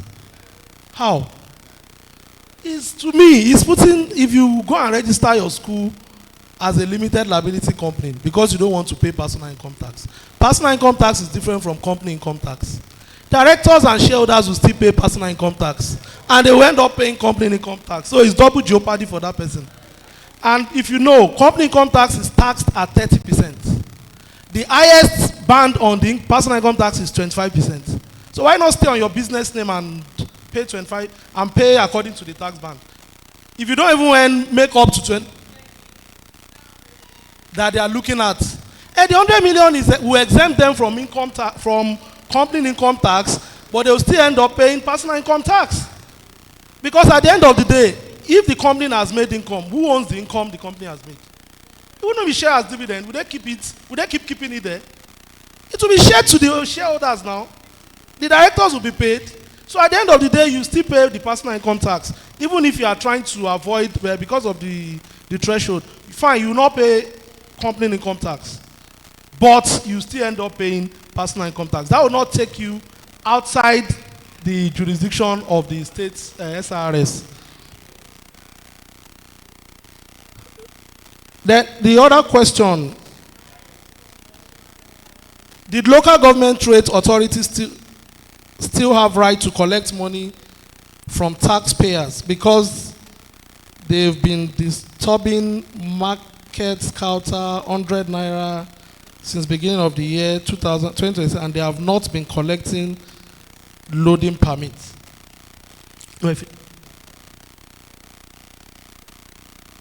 So for this one, local governments still have power to collect some levies from taxpayers, but not income tax. They will still collect their shop and kiosk rate, their store fee, their daily market fee. They are still entitled to collect that one. If you need clarification on this, just look at that law, the new state law that has been passed, and go to the first schedule.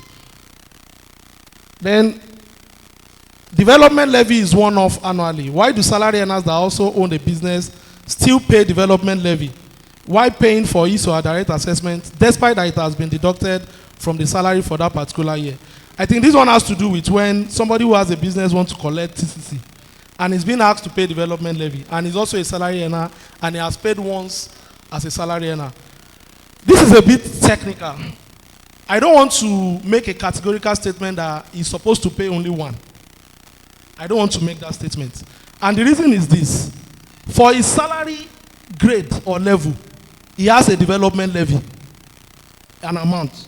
Now, for that business he's running, the person running that kind of business also has another development levy, which rate is even different from that. It might be different from his level, what he pays, depending on his grade level. So, I don't want to say he is not supposed to pay the two. And I don't want to say he's supposed to pay the two. Let me quickly say something about that. If you are conversant with the development levy being deducted from salaries or from salaries, civil servants own, precisely.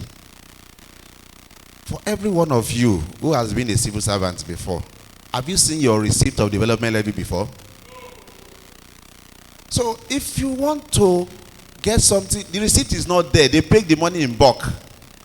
So now you want to get TCC. And somebody is now saying, the requirement is that you must have a receipt of development levy.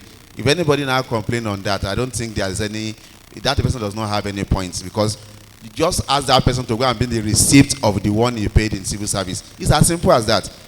If he's able to get that receipt, then we will grant it. Does that answer the question? From the point of view of a tax administrator, that is right. But in the other way around, it could be arguable. So let's leave that. How will taxpayers claim their rent relief? Also, how do revenue officers identify rent falsification by taxpayers in a bid to reduce liability? Intelligence now. You are earning 100,000 in a month, and you say you are paying rent of 1 million because you want to collect 20% rent relief. I think that one is something that our intuition, and we should discover that on our own. And claiming the rent relief is by filing. If you do not file, you do not have any relief. If you earn 100,000 a month, which means 1.2 million a whole year, Abi, and you are claiming that you pay a rent of 1 million, right? So invariably it means that you have other sources of income. It's simple. So what we need to do is just take that your expenses back and take it as income. Add it to the 1.2 million, then tax you. It's as simple as that. And just the simple answer to that, there's no even need for us to be even flogging ourselves on that.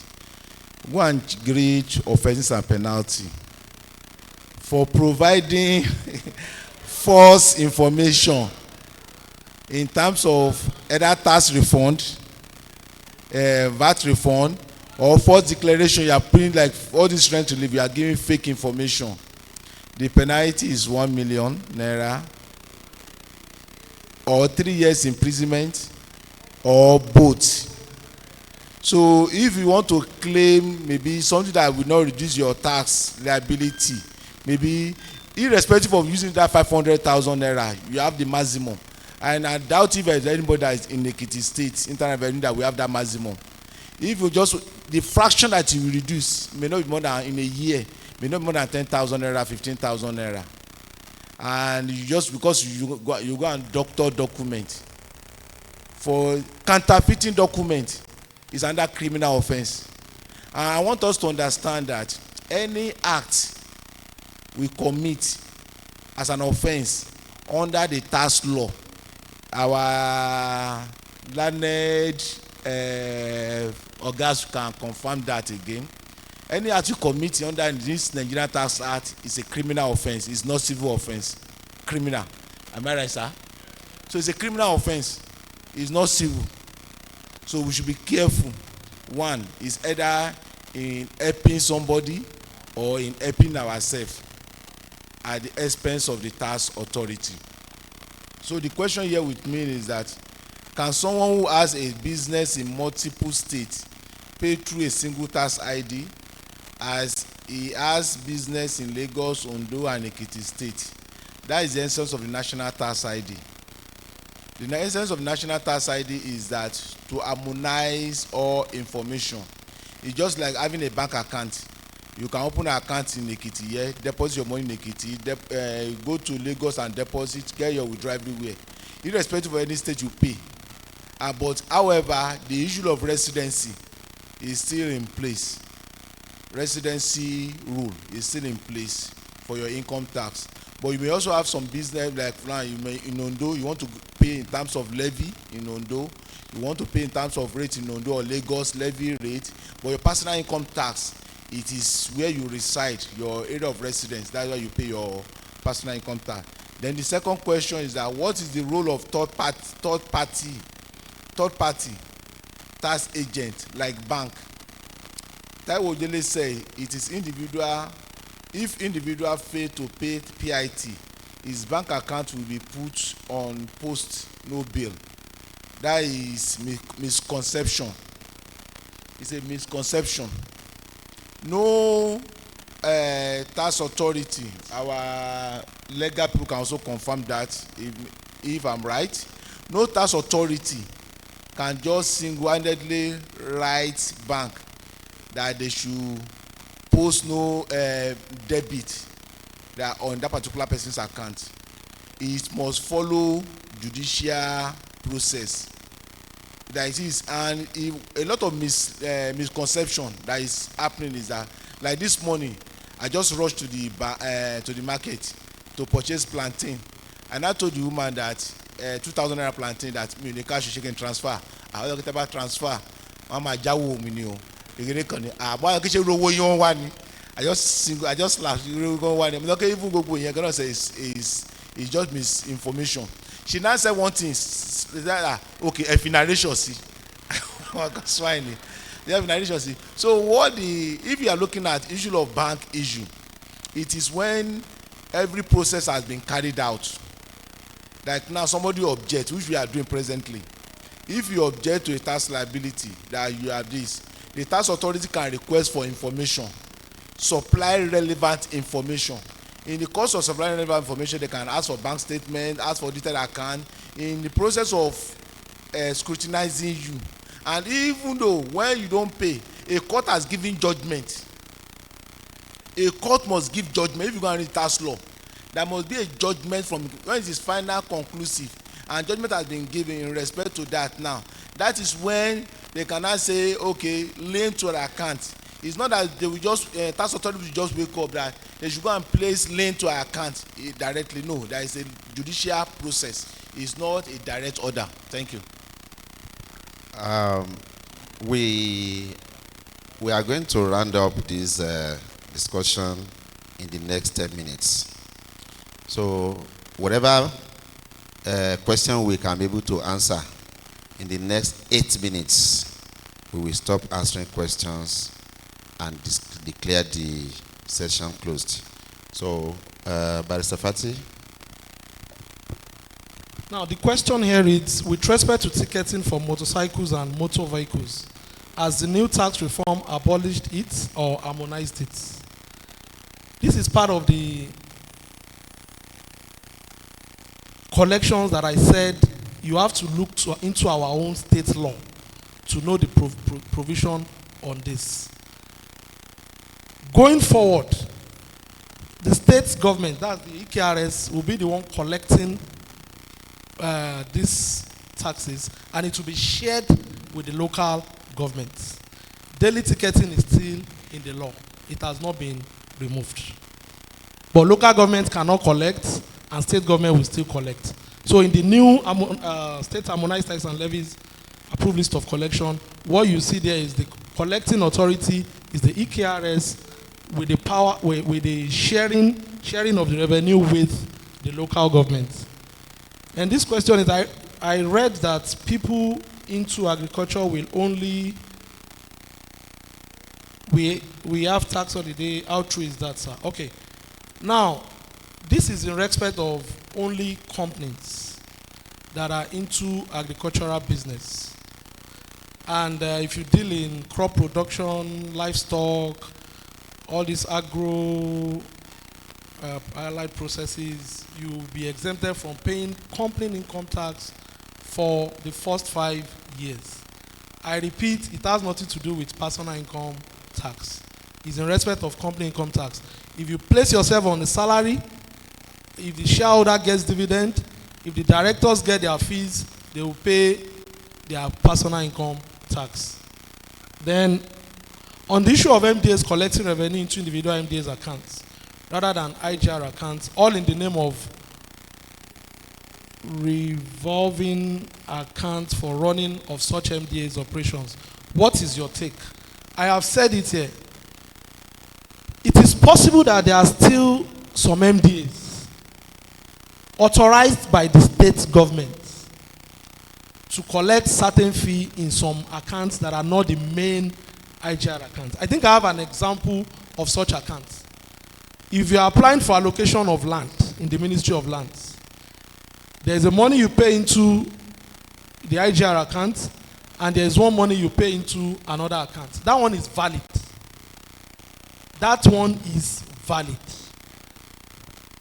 If you experience such in your MDA, and you are not so sure that to know whether that account is authorized by the state government or the AG, just escalate it to your director. Your director will escalate it to the chairman. There are some that could be opened with the consent of the governor and accountant general, with their approval. It is possible. And that is why you just need to escalate to the director. They will do their findings and know whether it is right or not. For example, the judiciary, they have some accounts where they collect money. And that one is also permissible, is with the approval of the government. So you need to just be sure whether the government is aware of this or not. So you need to escalate. You don't have to keep quiet. Yeah, in addition to what you just said, especially as regards Bureau of Lands, the account they are paying 200,000 naira to for developments, land developments. It's not paid directly to IGR accounts, but it's being reported. In fact, that particular payment gave us a little boost yesterday, because when they gave us the details, we saw about 85 million naira that was added to our collection for December, which gave us a very good stability. If that one no come, na trouble. So, but approval is key. MDAs, please note. I actually work with Accountant General's office on this, and our agreement is that we should ensure that we get approval on such an account. If we can see it, that governor approves it, then we let go. But if it's not approved by government, then we can escalate. Example of that one that is not approved by government is the one of the IPP, Independent Power Projects. They have an account they were collecting money into. In the wisdom of Mr. Chairman, he said we should go and investigate. Is this account a revenue account? and we find that it's not revenue accounts. We ask again, do you have approval to collect money into this account? They said, since the revenue account is not ready, they are just collecting into it. Then Oga said, stop paying. We did not pay for like 4 months. We just got the accounts last month. No. Yes, this month, January, that's when we now saw the account. So all the money will be moved, that the one they have collected will be moved to the revenue account and will be reported by end of January. So those are the kind of issues. But if you don't speak out, we will not know. That is the key. Okay, we have only 4 minutes to go. This very one is very key, so that I want to contribute also, because I've been in MDA department before. And area we are looking at to improve our revenue is MDA department, generally collection from MDAs. Please, you can do the service and the state a lot of good if you can pass relevant information in respect to any observation you see in terms of leakages to the relevant department, the head, the director,